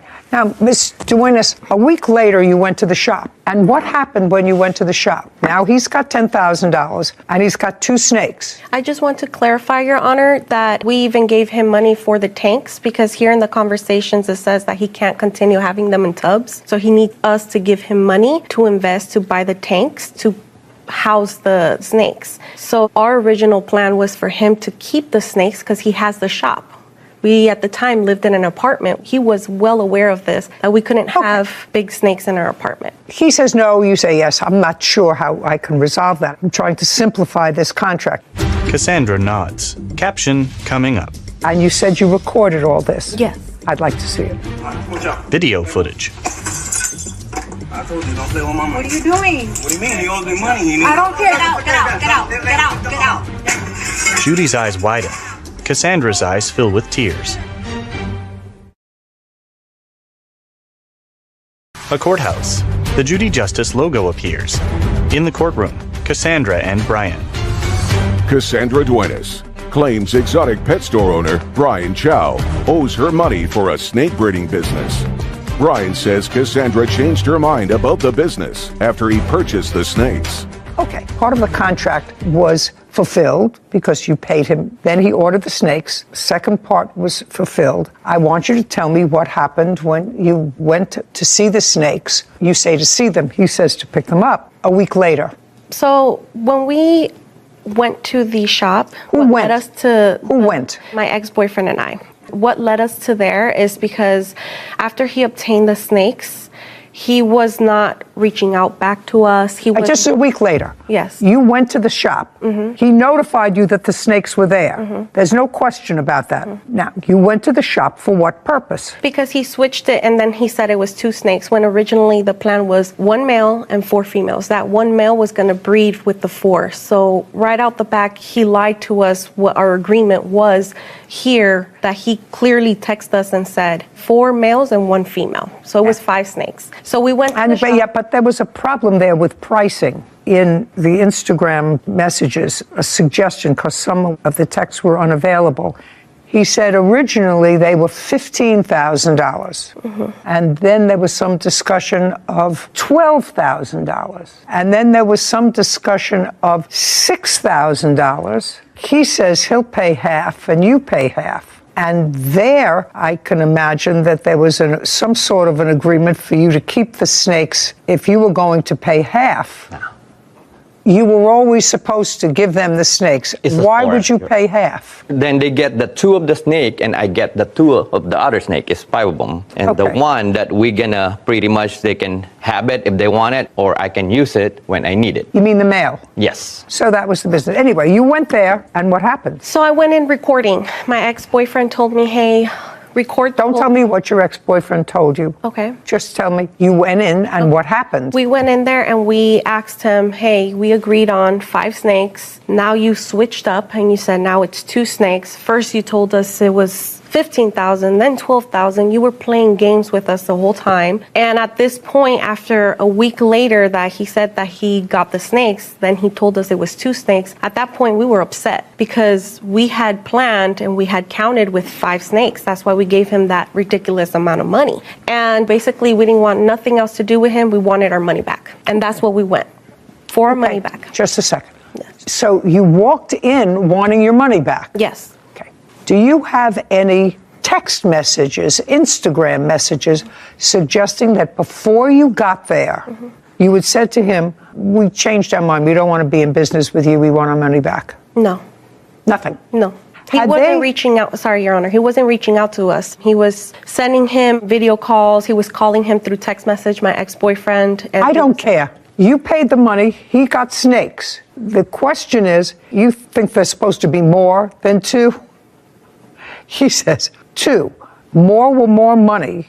So the ultimate agreement was for 2. So what happened when you went there? You're there with your boyfriend. Yes. And you say, I want my money back. And he says? He says, I don't have the money here. I have 2 snakes here. Are you telling me that he didn't call you and say your snakes are in? Is that what you're suggesting? Do you have an invoice for these snakes, Mr. Chow? Yes, Your Honor. I'd like to see the invoice for the snakes. Brian hands a document to Kevin, who brings it to Judy.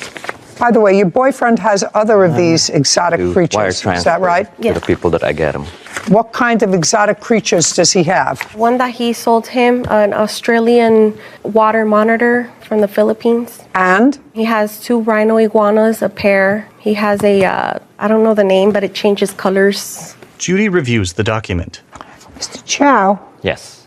This is a wire transfer May 24th, 2018. And the date of this wire transfer is August of 2018. And those are for the lace monitor that Are these lace monitors? Yes. Sorry, Your Honor, these are not lace monitors. These are reticulated pythons. These are not monitors. Monitors are lizards. These are snakes. Lace monitor bell face. Yes, Your Honor. Well, that's not that. No, Your Honor. Well, these are useless. Yes, but that's connected to the rest of what they did. What does it have to do with these 2 snakes? What I want to see is when you purchased these 2 snakes. Yeah, I don't have it, Your Honor. Well, get it. What do you mean you don't have it? I left it at home. I'm so sorry. Well, what'd you bring these for? Those are the time that they both got arrested when they went to my shop. Yeah, but you now have those back, right? Yes. You have those back. So if you had to take documents, why didn't you take the documents for the snakes in question? The lace monitor lizards aren't in question. You have them back. They may have taken them. They were arrested and you finally got them back. So I don't understand that. I just mistaken grabbed the wrong paper. Well, Mr. Chow, do you deal with these people regularly, that you buy snakes from them regularly? Not really. It depends on the size of the animal and depends what kind of animal. Well, you have the date of purchase someplace, Mr. Chow, and I don't want you to waste my time. Yeah, I'm so sorry. That's why I just said I don't have it, Your Honor. Did they purchase that kind of snake? Yes, Your Honor. Is that correct? It was 5 snakes, Your Honor. Don't give me 5. That type of snake. Oh, yes, the reticulated python, yes. And the one that's outside is the same, correct? Yes. And you did not purchase baby snakes. No. You wanted full-grown snakes because they were a business. You wanted them able to be breeding. Okay. Should have brought the paperwork. And you went in there that day in November because you had changed your mind. Yes, and on top, yes. Because you had changed your mind. Yes. That's the answer. You had changed your mind. You can give me a whole bunch of excuses, and you told him you changed your mind, you want your money back. And he said no, because I ordered the snakes, and I got them in, and they're yours. Contract is completed. I'm merely holding your property. And then there was a kerfuffle. And tell me about the kerfuffle. The issue was that it was going back to what I was saying is, then we asked him as well, can we have like receipt? How much did you really pay for them? No, that's not your business. That's not your business, how much you really paid for them. He made a deal, you paid him. If he got them for $2,000 and you paid him $10,000, that's nothing. The kerfuffle, let's draw this down to its most simple English. You wanted your money back and you wanted to cancel this contract. Yes, it's just when we arrived, those weren't the snakes that we ordered. These were the breed of it, is the ones that he was putting here on Instagram, which I have, which is not those. So we ordered something and we got something else. So is what you're telling me, you went there to pick up your, because now it's changed. You went there to pick up your snakes.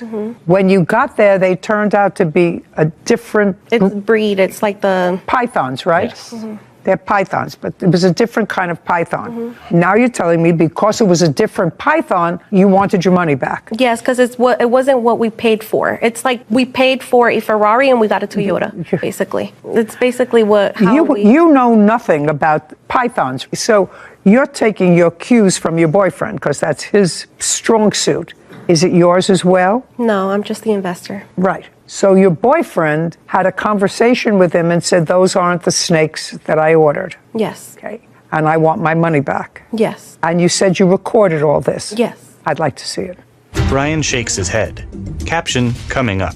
And when he broke the glass, where did he take them? He put it in a bin. And is that you carrying them out? Yes, and that's the reason why I was charged with the robbery, just because I walked out with the item. That's fine. That's a co-conspirator. Cassandra's eyes fill with tears. A courthouse. The Judy Justice logo appears. In the courtroom, Cassandra and Brian. Cassandra Duenas is accusing exotic pet store owner Brian Chow of wrongfully keeping money for a snake breeding business. Brian says he fulfilled their agreement and claims Cassandra stole property from his store. And you said you recorded all this? Yes. I'd like to see it. Okay. You just press play. Which one? Oh, right here. And then you press that. This one? Yes. Kevin brings a laptop to Judy. Okay. Ready? Subtitles. So you guys want to do the money then? Yeah.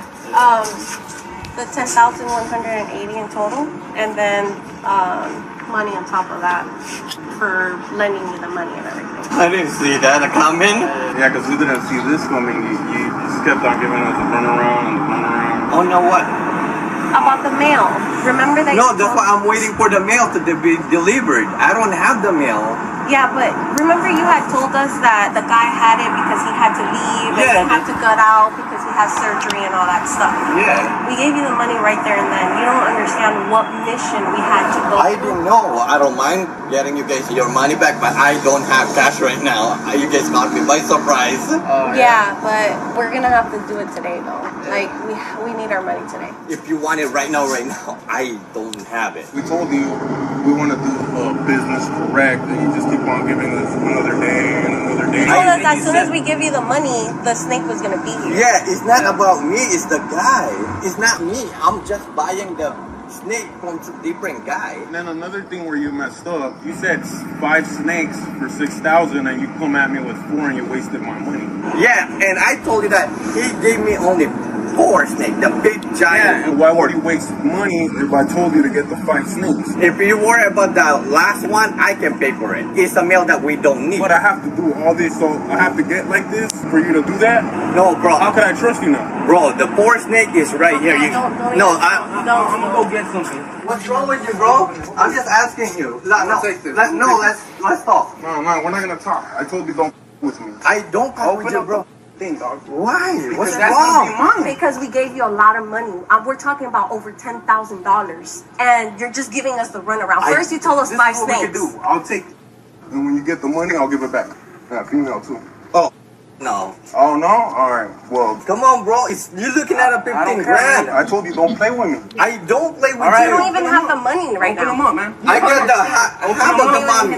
Open them up. I'm trying to talk to you, bro. No, there's no more talking because we gave you the money right here and then. That's unprofessional. You're trying to scam us, and you don't do that to people like that. I didn't. How did I scam you? Before I open it. You're telling me that you don't have the money. I have half of the money because I'm waiting for the snake. Bro, if you guys gonna get arrested. There's no arresting. We're just getting what you took from us. Over $10,000. I'm trying to talk to you. Over $10,000. Open it. I'm trying to talk to No, we tried to talk to you. You're telling us you're gonna have the money. I have everything in video. I don't care. You can record me, bro. Alright, so are you gonna You don't play with people's money. You can call whoever you want. You owe me over $15,000. This is 15 grand. We don't care. Can you call a cop, please? No. Alright, watch out. Back away. Cassandra's ex-boyfriend smashes a glass cage. I told you, don't play with my money. What are you doing? What do you mean? He owes me money. I don't care. Get out. Subtitles. He owes us money. He owes us money. Subtitles. They're going to deal with that with the police. Now I'll play that video, please. Video footage of Cassandra's ex-boyfriend reaching into a glass cage. That's your boyfriend breaking into the... Yes. And when he broke the glass and took out whatever lizards he took out with him, where did he take them? You were still with him? Yes, he put it in a bin. And is that you carrying them out? Yes, and that's the reason why I was charged with the robbery, just because I walked out with the item. That's all right. That's fine. That's a co-conspirator. Ultimately, the lizards that you took were returned to you. Yes, Your Honor. And it seems, Mr. Chow, at the beginning of this case, I must acknowledge to you that I was sympathetic to your position, that they had ordered snakes. You ordered them. You got them. Yes, Your Honor. And then the contract is completed. Uncross your arms. No, I'm so sorry. But it's clear from the tape that the plaintiff played for me that you acknowledged that you did not fulfill your end of the contract, that you were blaming your inability to fulfill your end of the contract on some third party. Is that what I heard in the tape? I mean, my hearing's not really acute, but that's what you said. I have no control. I can give you back half your money, but I can't give you back all your money. So the contract was not complete. It was complete because they supposed to get only 2 snakes. I didn't see anywhere where it says just 2 snakes. There was a whole bunch of conversation there about the male snake, and you were supposed to deliver to them the male snake. And you said, I don't have that money now, but I can get that money for you. I can give you the first money. I don't have the second money. It was clear that the contract was not complete unless you have something to show me that it was. But what I heard, it was not. That doesn't mean that Ms. Duenas has the right to break your property and to steal property that belongs to you. What they do is they come into a court and say, you have my money. The contract was not fulfilled. I want my money back. That's what you do. Are you in the business of breeding snakes for your store? Yes, Your Honor. And if we were to go on the internet now, Yes, Your Honor. how much would one of those snakes, which is 6 or 7 years old, according to you, sell for? Right now, this size, you're looking at it about 6,000 to 7,000 each one. But if you troll the internet of people who actually like those creatures in their house, for whatever reason, if you put up that snake on the internet for sale, how fast would it take you to sell it? I'd still say like about a month and a half. They're rare. Yes. Is that right? That's what you're saying. It's rare and is just not a lot of people will acquire that much money. Even though they can sell the babies. And how many babies do they have? In a year, they can do from 30 to 50. And each one of the 30 to 50, you can sell for $3,500. Yes. I suggest you do that. She gets her $10,000 back. Judgment for the plaintiff in the amount of $10,000. We're finished. Thank you very much. This court is adjourned. Outside the courtroom, Cassandra, then Brian. I'm very happy, and I'm happy that she was able to see herself that the defendant got caught multiple lies. They're just a customer. He wasn't truthful since the beginning. Ever since we invested. They bought a snake. I just want to give their snake, but they don't want to take it. And it's very sad how nowadays you can't trust in anybody. Sarah and Judy. I think one great lesson that a lot of people can take away from that is you have to know the business that you're investing in. I can appreciate she was sort of doing it for her boyfriend and he had the knowledge about the exotic animals, but that's her money at the end of the day. And if you're going to put your own hard-earned money on the line, it should be a business that you at least put in the time to learn about. Understand. Exactly. So that you don't have to rely on somebody else to make the right decisions. Who's going to be gone tomorrow? Exactly. Exactly. And your money who potentially could, and then you're left on your own, having to sue and navigate a field that you really know nothing about. Smart. And it was also an example of a contract that was not fully executed. I actually thought when I started the case that there was an offer, an acceptance. Soroki for storage fees and a wrongful eviction. Court come to order. All rise. Have a seat, please. Kevin approaches the bench. Hello, Judge. Case number 2062, Bahar versus Soroki. Thank you. You're welcome. Ms. Bahar, how old are you? 38. What do you do for a living? I used to be a cosmetologist. What do you do now? I'm not doing anything right now. Who are you living with? I lived in hotels. I'm staying now with a friend for 3 weeks. How do you support yourself? I'm on income that comes every month. I'm on disability right now. Is your disability of a physical nature or a psychological nature? It's both. And how much do you collect from disability? Around $900. A month? Yes, ma'am. And how long have you been on disability? About 10 years. 10 years? Yeah. And when were you a cosmetologist? I started back when I was 16, during high school time. And I started doing hair, and I went to hair school, and then I ended up getting really sick. So I went back and forth to doing hair. And then I just couldn't do it anymore. Well, when did you said you were a cosmetologist? When were you a cosmetologist? During high school years, so it was like around 2000. Oh, well, that's a long time ago. We're talking about ancient history. Yes. So what you're telling me is that since you were in your mid-20s, you have been on disability. Yes. And how old are you, sir? 69. You're a single man. Yes, ma'am. And tell me how you met the plaintiff. About 4 years ago, she called me.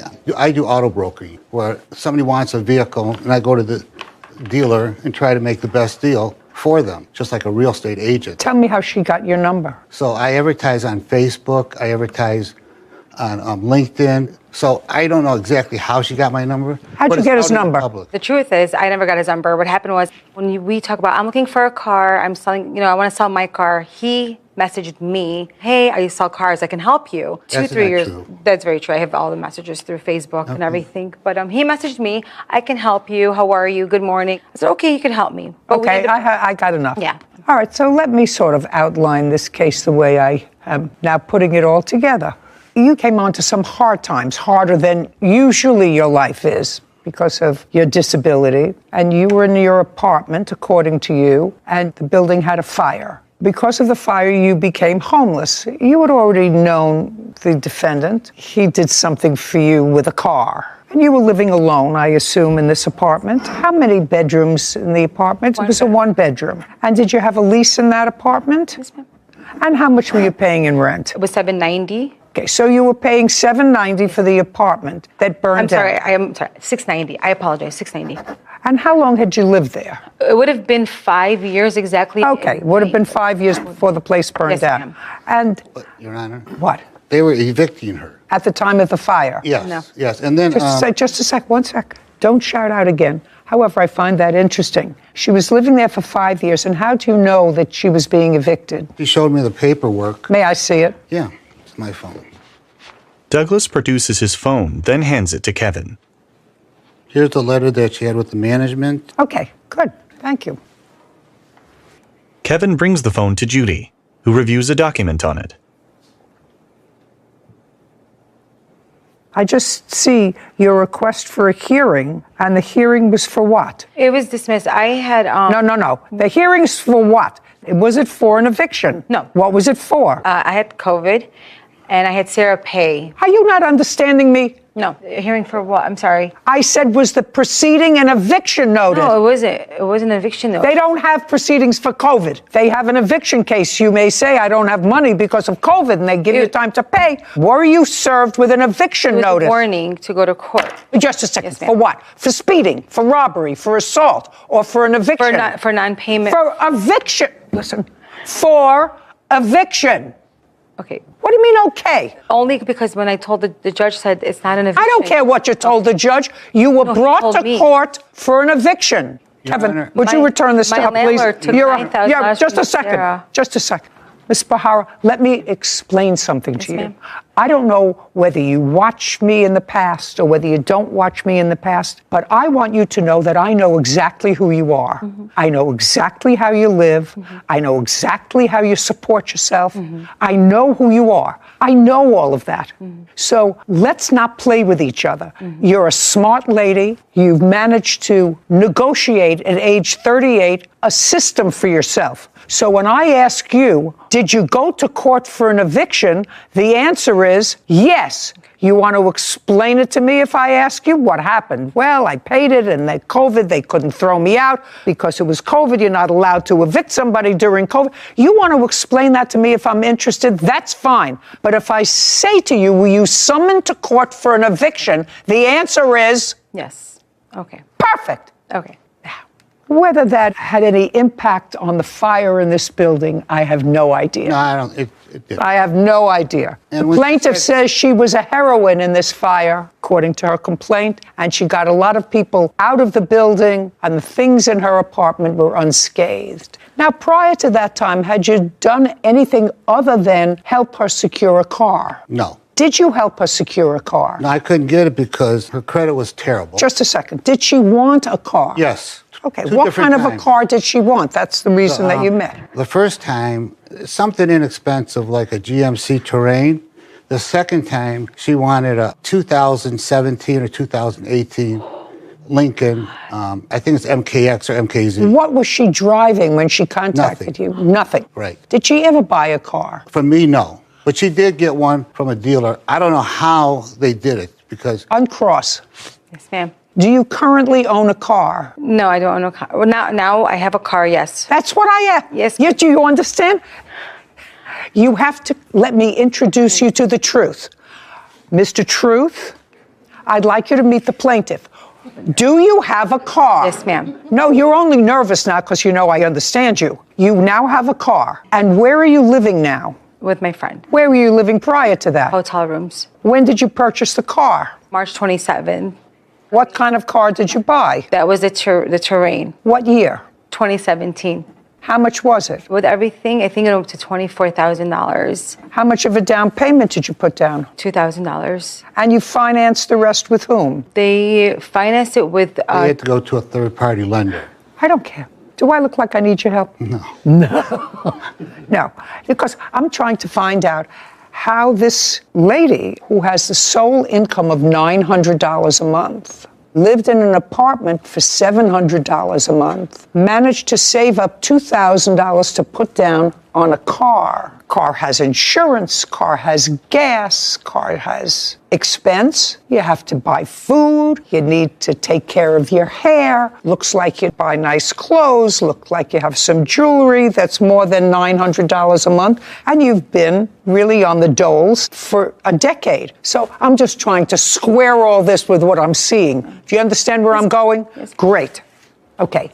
Now, so this is what you're complaining about. The defendant, after you called him, said, well, I have a spare room in my condo. You can come with me. And you say, well, I have all my stuff that I've accumulated in my apartment, and I have only one storage unit to put it in, and I'll have to pick through and discard stuff, blah, blah, blah, blah, blah, blah, blah. because I can't afford a second storage unit.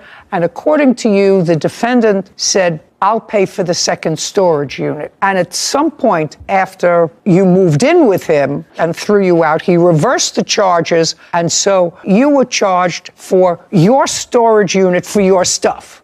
That's part of your lawsuit, $600. Now, the main part of your complaint, for which you want almost $6,000, is for punitive damages because you claim that Mr. Soroki, while you were living with him, rent-free, food-free, everything free, made unwanted advances towards you. And I'm certain that what you did was put in this complaint the most egregious things that he did to you, because you would want me to know the most egregious things that he did to you, right? Okay. Douglas shakes his head. Caption coming up. As for the money, the way it was saved, I had to go. Just a second. Yes, ma'am. Don't tell me you had a GoFundMe page. I did. I did. It was for the fire. Just a second. It was his idea, too. No. I got it. Got it? Oh, I'm dying to see that.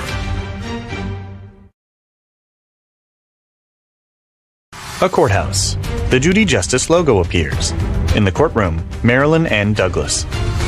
Marilyn Bahura claims her former friend, Douglas Soroki, owes for storage fees and a wrongful eviction. Douglas is countersuing for property damage and false accusations. So let me read to you what you say he did to you, the unwelcomed advances. He would walk around the house in his underwear. Yes, ma'am. Just, I didn't ask you anything. These are the most egregious things. And he patted my behind when he walked past me. Not true. Now, just a second. Those were the first two things that you tell me that he did to you. Now, how many times do you say he touched you? Between on 7 to 8 times. 7 to 8 times. Okay. When did you live with him? I moved in March 5th of the fire. And how long did you stay? Till the 31st. Of what? Of March. And what happened on the 31st of March? I was trying to make phone calls to get a car behind his back because he took the privileges from using his car. Just a second. So while you were living with him, he let you use his car when you needed it. And then he told you couldn't use his car anymore? So he didn't tell me. What he did was on the 24th, he said, we're going to go to my son-in-law. I sold the car to some lady. Come with me. Let's drop it off, which is the Cadillac that I'm using because he has 2 cars. He ended up getting the electric Audi. He said, just use my car. Now, keep in mind, he's letting me use that car since March 3rd. March 4th, my house burns down at 1 a.m. So he goes and gives a car to some lady. We drop it off all the way. Date? March 24th, if I'm not mistaken. Okay, so that's March 24th. So I have no more car at this point. So the Cadillac is gone now. You didn't have a car when you were living someplace else. So moving in with him, you had a car. Yes. Which was very nice because you hadn't had a car previous to that. So now we dropped the car off and now you didn't have a car. Yes. That's March 24th. Right. Then what happened? I was trying to still figure out, and we had talked. You tried? You didn't finish to say you were trying to figure out what? Figure out how to get a car, like to see what I can do. Okay, so you were trying to get a car. As for the money, the way it was saved, I had to go. Just a second. Yes, ma'am. Don't tell me you had a GoFundMe page. I did. I did. It was for the fire. Just a second. It was his idea too. No. I got it. Got it? Oh, I'm dying to see that. Okay. Now, you were driving his car, right? Yes. Ever think about driving for Uber? Seems as if you're perfectly capable of doing that. You drove a car. Go pick somebody up, take them back. I don't know how that would be affected by your disability because clearly you were able to drive. I'm going to get past that.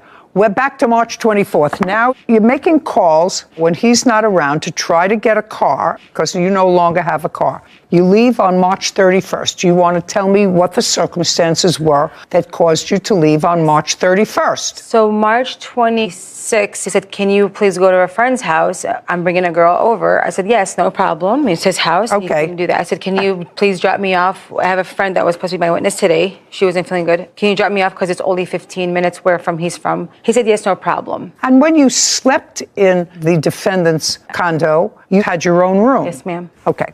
So we got up and everything was fine. He was rushing me out. We were talking, and as he showed me a picture of who he's bringing, I told Doug, shut my room door because I have stuff in there. So he dropped me off. I went to my friend. It was actually my friend's birthday. I don't care. Okay. So in the morning at 10 a.m., I get a text message showing me a one dish plate on the sink. And he's like, you couldn't do a dish? I said, I cleaned the whole house. I said, anyway, should they drop me off or do you want to come get me? I want to come back home. He's like, no, I'll come get you. I'll pick you up. He came, he got me. We sat in the car. I said, hi. He's like, I asked you to do one fit. I said, wait, the dish? I said, I cleaned the whole house and everything. We went back to the house. Then what happened? He knocks on the door and he says, pack up. I'm calling you Uber, leave. I said, I have nowhere to go. Where am I going to go? What do you mean leave? He's like, I just don't want you here anymore. Now, this is on the 27th. He tells you to leave. You call the police. No, he called the police. I told him to call the police. No, Oh, just a second, because you didn't want to leave. Because didn't have nowhere to go. Because you didn't want to leave. It's not that I didn't have nowhere to go. I had no car to leave anywhere. Well, just a second. Are you living at a hotel after this? I did. After this. And how did you get to the hotel? The guy that I purchased the car from brought it to his house, brought me that car on the 31st. Just a second. So he asked you to leave and you managed to get a car and you went to a hotel. Right? What happened between the 27th, because police were called, they came, and they evidently said you could stay? 1 week. Yes. 1 week. They tell you could. There was two cops. I don't need a whole story. Did they He let said, you how stay? long would you like for you to have? I said, I need some time. I have nowhere to go. That's when. Yes, ma'am. A week. But you left on the 31st. Did anything else happen between the 27th and the 31st? No. You packed up your things. Yes. And a car was delivered. Yes. And you left. Yes. There were no incidents. No. And so just so that I'm totally clear and understand, on the 27th, you were in a safe place in somebody's house. You have your own bank account because GoFundMe? I have the page. Oh, may I see it, please? Sure. Sarah hands Judy a tablet. And the description is here. And that's how much it's. Okay. My name is Marilyn, and I'm a fire survivor. Place where I lived caught fire. I left my apartment to go upstairs. I knew it was too late for one of my neighbors. I had to scream. I will make a long story short. It's taken a toll on me and everyone else. My main goal was to save everybody. We ended up losing everything because we had to leave the premises and we were not allowed to go back for 24 hours to remove what was left in our apartment. As for me, I now have nowhere to go and I need help to get into a place. I had to borrow a friend's transportation to get around, rent out a storage, and put everything there that I can. At this point in my life, it feels like a dream, and so far, you asked for $7,000, and so far you raised $1,772 from soft-hearted Americans. These people got to stay off the internet. Whitney smirks. Douglas grins. Caption coming up. I find it unbelievable for a person as strong as you are that if he was doing these things that were so irritating to you, there's the door. And you've managed to find a place to go and find. Don't speak back to me. Marilyn's eyes widen. A courthouse. The Judy Justice logo appears. In the courtroom, Marilyn and Douglas. Marilyn Bahura has accused her former friend, Douglas Soroki, of sexual harassment while living with him. Douglas says Marilyn lied to the police and damaged his reputation. Okay, so just so that I'm clear, you raised almost $1,800. You didn't have a car before. I had a No. You told me you didn't have a car before. Is that what you said, Whitney? During that time, yes. She didn't have a car before. During that time. Well, at that time is what I'm talking about. At the time of the fire, when you were living at this $690 a month apartment, you didn't have a car. You see, what I don't understand, madam, is that in the whole litany of your travails and troubles with the defendant, it sounded to me, a little bizarre. Taking in somebody he didn't know, dating somebody else, bringing somebody else to his house. But he's a 69-year-old man. He can do what he wants to do. He's not asking you for anything. You pay for your own storage. If you had to pay for your own storage, pay it out of the GoFundMe page.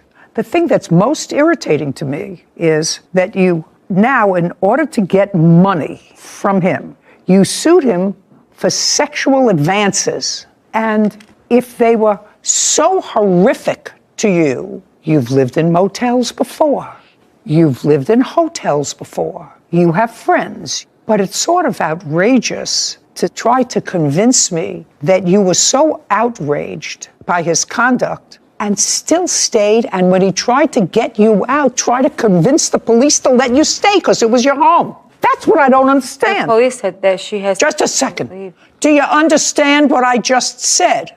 Everything you're saying is not how it happened. Everything's a lie because he gave me the car 2 days before the fire. He told me I have an extra room. I'm going to help you come clean my house. I'll give you $300. Get back on. This is the truth. I'll get you back on your feet. I did lose my home. I did save people. Yes, I am. You're not understanding what I'm saying? I was never there for free. I paid for food. I helped him too. The car he'd give me, I go back and forth, help him bring in his papers to the car dealerships. Let me ask you a question. What do you think he owes you for? You're going to pay your own storage unit. That's why you went on a GoFundMe page. He said do the GoFundMe. He called one of his friends from California. He's the one that sent $500. Yes, I saved it. That money from the GoFundMe and from whatever I got from my friends, I saved it to get a car. I said, are you going to still help me put the down payment? He promised the down payment. He promised everything. Yeah. I have proof right here that he promised everything. I'll take care of you. Don't worry about it. This is all him saying. Take care of yourself.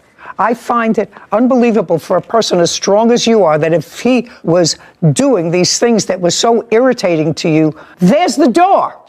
And what I have a problem with is that some people really are subject in their workplace, in a domestic situation, abusive people. And when you try to use it to get money from, well, that's what you're here for. That's what you're suing him for. $6,000. Right, $6,000. $6,000. I could have. Just a second. Just a second. Don't tell me you had nowhere to go. You've had some place to go for 38 years. For 38 years, you've managed to find a place to go and find.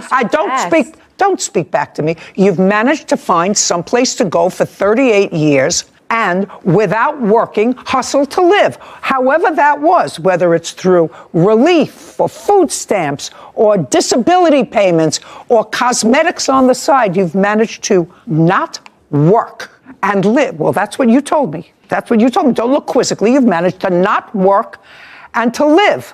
Somebody who may have had ulterior motives. 70 doesn't go into 38, sir. 38 goes into 70. But 70 doesn't go into 38. So I would stay within my ballpark if I were you. Do you understand? And it doesn't belie credulity, which means I can actually understand that a single guy, 70 years old, now has somebody who's relatively attractive that he's extended a hand to come and live with him, and he made an agreement with her. I don't even have to go into it, that she would take care of the apartment, she would clean up the apartment, she wouldn't have to pay you rent, she could use your car, all of that stuff. And there is no question in my mind, in your head, that somewhere down the pike there was going to be a payday. Just a second. Maybe, maybe not. However, the plaintiff has 2 good feet, and she was out of your house, and she insisted on coming, as she calls it, home. I had to go home. And then when the police came, she insisted on staying home. How much time do you need to get out? Because he wanted her out. I need a week here because I have no place to go. Okay, your case is dismissed. Listen, sir, you made a mistake. I made a mistake. You made a mistake. Yeah. Your mistake just got dressed down in an international forum because there's no question in my mind that this lady who lives by her wits, if she didn't want to live someplace, she wouldn't live there. So your case is dismissed, as is your counterclaim. We're done. This court is adjourned. Marilyn, then Douglas. I am a very humble person. I don't hurt people. I'm a giver. Well, she knew that the girl was lying, and I knew that she'd catch it right up front. She's the judge, right? But the real judge is God, and that's who I put my faith in. You can't do anybody a favor. She had a fire. And she may have seen me dressed up nice. I'm going to take care of myself, whether I am homeless or not. She called me at 1 or 2 in the morning, had nowhere to stay, so I let her in. I'm not going to come as a scrub. I'm not a scrub, so. Sarah and Judy. People have to be so careful on GoFundMe, and there's no fact check on the internet. There's no way to tell whether she really did lose her belongings and was homeless from a fire or not. People can write whatever they want on the internet. And it really rubbed me the wrong way because I thought I read in her sworn papers for today, she said, I was able to save most of my belongings because my unit did not burn to the ground. And you read the complete opposite on her GoFundMe page that she was using to solicit money from innocent people online. And that really rubs me the wrong way because you're going to swear to this here in court today, but there is no such sworn testimony for the internet. We've seen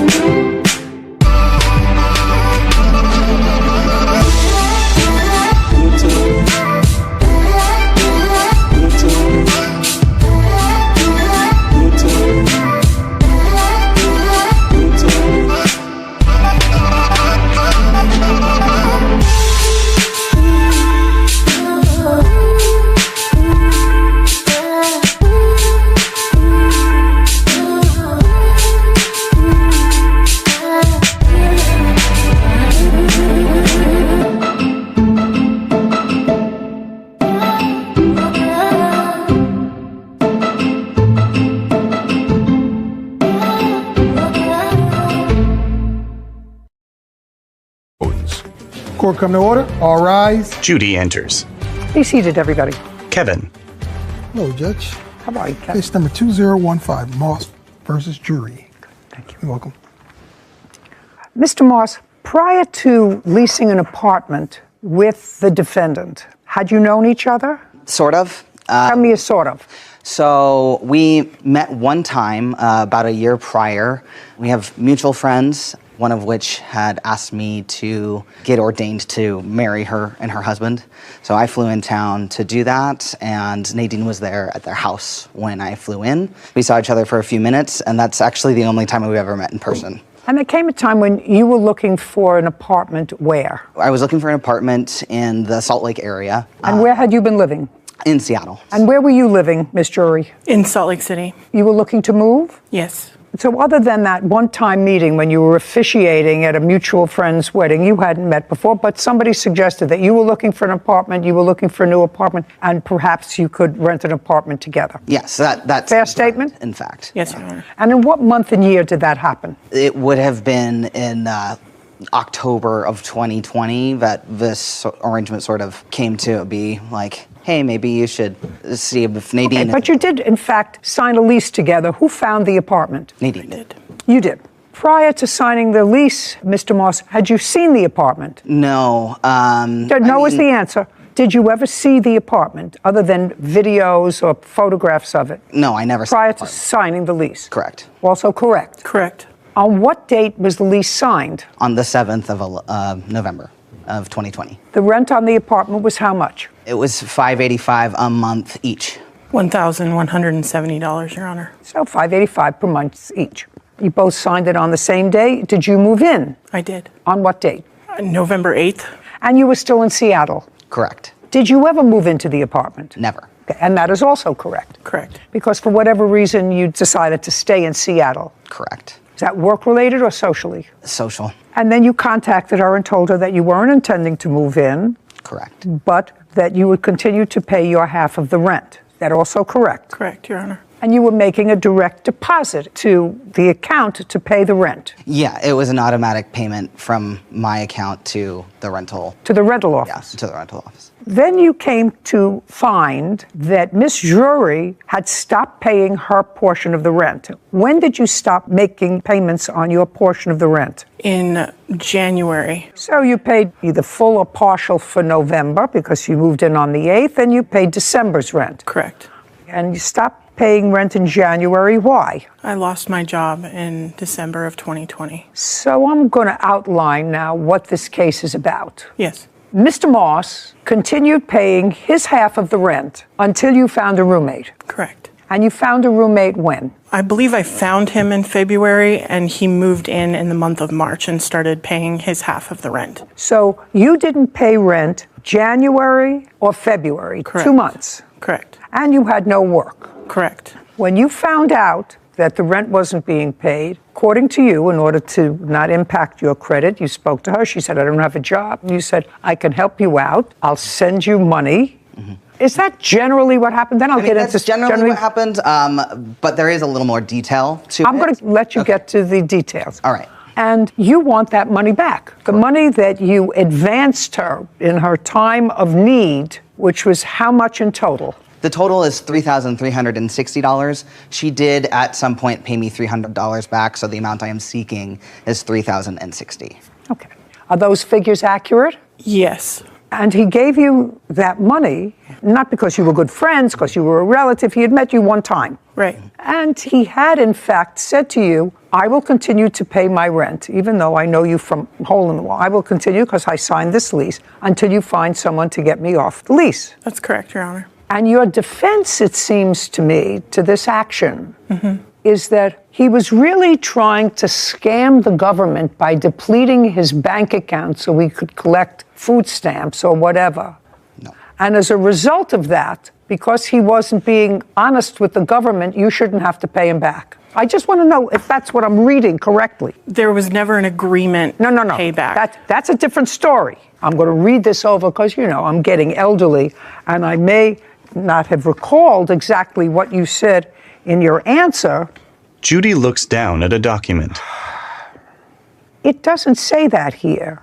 It says several months later, it's after you found a new roommate, Emmett randomly reached out to me saying that I owed him money and demanded that I take out a personal loan to pay it. I refused. Emmett has some nerve. Not only did he break the lease, well, what difference does that make to you? He still was paying his half of the rent. So now you had a whole apartment by yourself and he was paying the rent, right? So why does he have some nerve? But he took advantage of me and used me to scam the system. So that's what I understand your defense is. It is. I have video evidence, Your Honor. Video of what? Of Emmett. Of Emmett what? Of Emmett explaining why he was trying to get on assistance and how he was like, it's fine for you to pay rent with this money because I'm trying to empty my bank account so that I can get on food stamps. It is true. Okay, just a second. Just a second. Let's say that's true. He's going, I'm just trying to, shh. Caption, coming up. I furnished the down payment for the car. Okay, so you bought 2 cars? No, just one. I didn't have a vehicle at the time. Oh, you know, I'm not believing you, sir. I'm really not buying this whole story.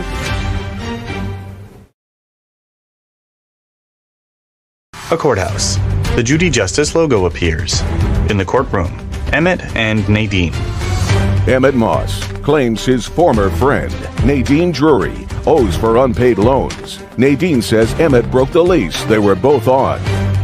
I'm just trying to get your mindset. I hate people who scam the system. But you got this money from him.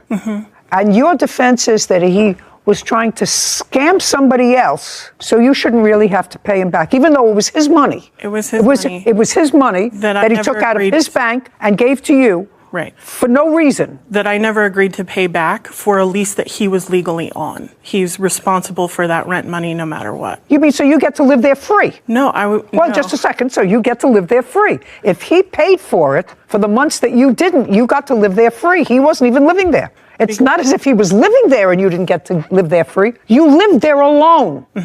And he was paying the rent. Yes. Well, why do you think you're not responsible for that once you get back on your feet? We never talked about a repayment. No. That's not. Okay.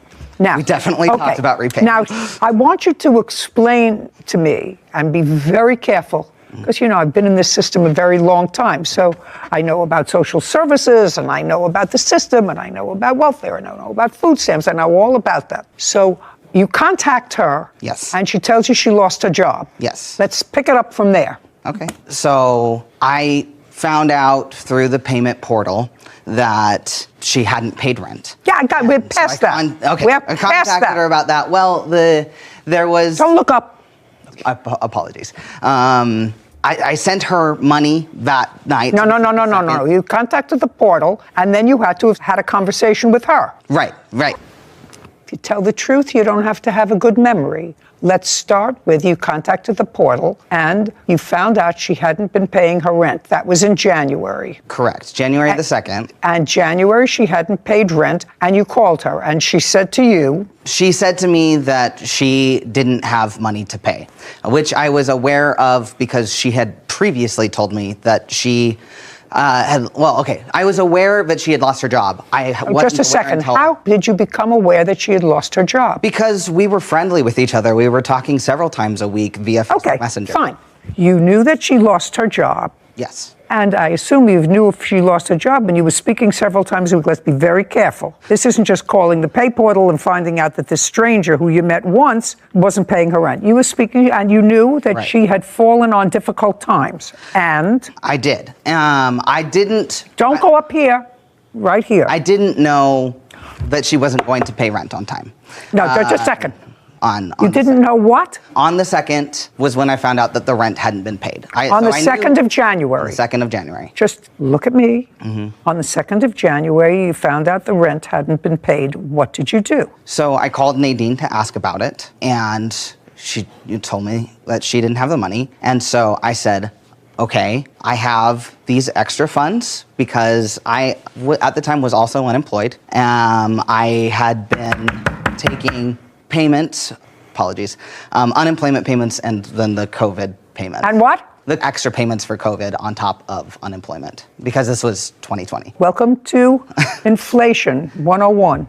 Right. So all of my payments had been late and had come in a lump sum. So that is why I had Okay. extra So your money. unemployment and your COVID funds came in one lump sum. Correct. And I want you to think very, very carefully. And you're living where, sir? Seattle. With whom? At the time, I was seeking a roommate.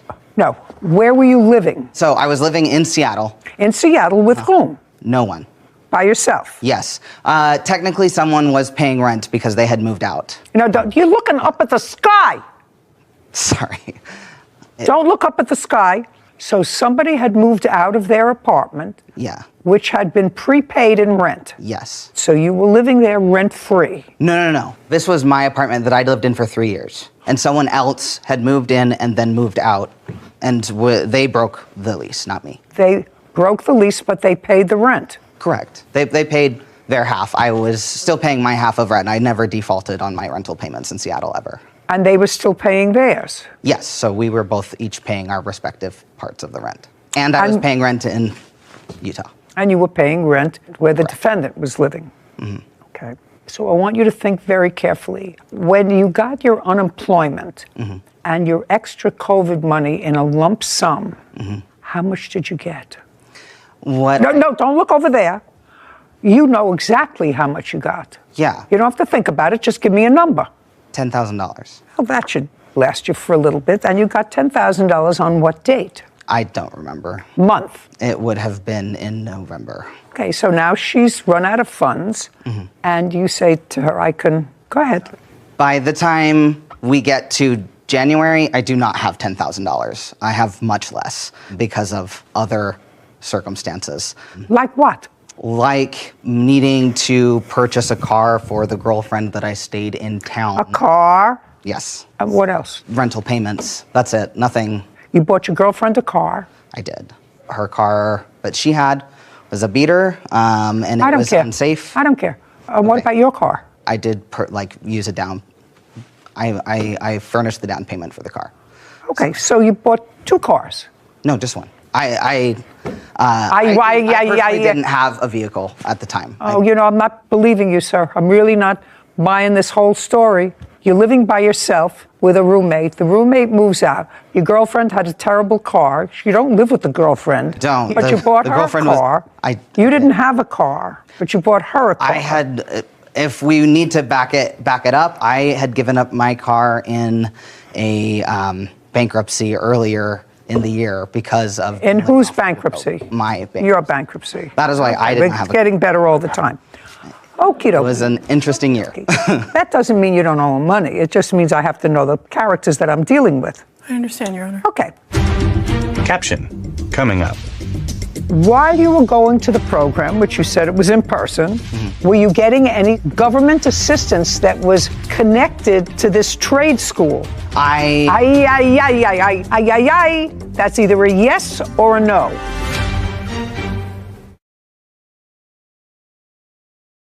A courthouse. The Judy Justice logo appears. In the courtroom, Emmett and Nadine. Emmett Moss has accused his former friend, Nadine Drury, of refusing to pay back loans. Nadine claims she was used by Emmett to scam the government.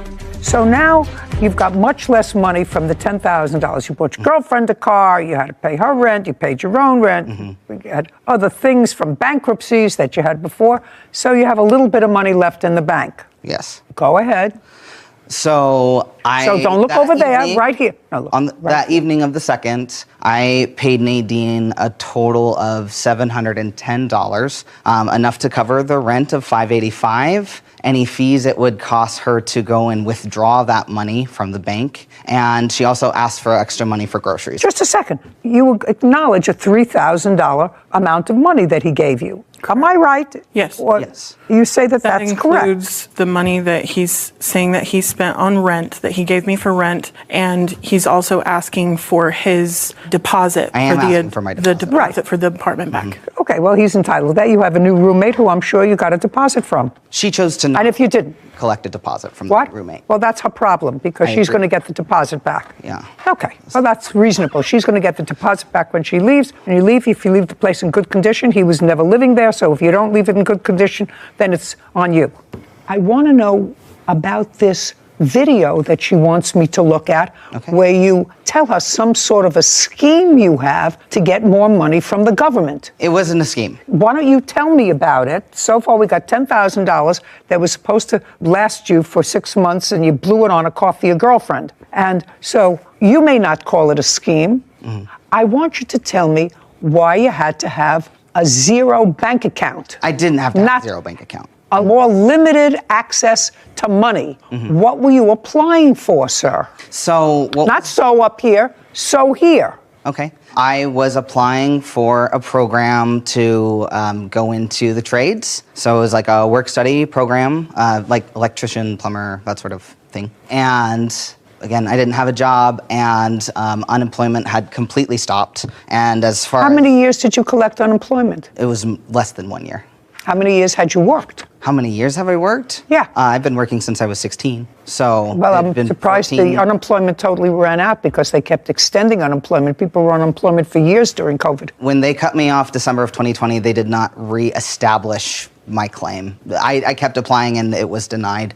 So I don't know why, but it was. What kind of work do you do now? I work for customer service. Okay. And the trade school that you wanted to go to was to prepare you for what? To be an electrician was what I wanted to do. An electrician? Yes. And was this an online program? No, this was in person. Where? It was in Seattle. And how much did they give you to go to that program? They didn't give me money to go to the program, but the program was free of charge. Okay. So the government paid the tuition? I believe that Well, somebody pays the tuition, sir. Yeah. So the government pays the tuition.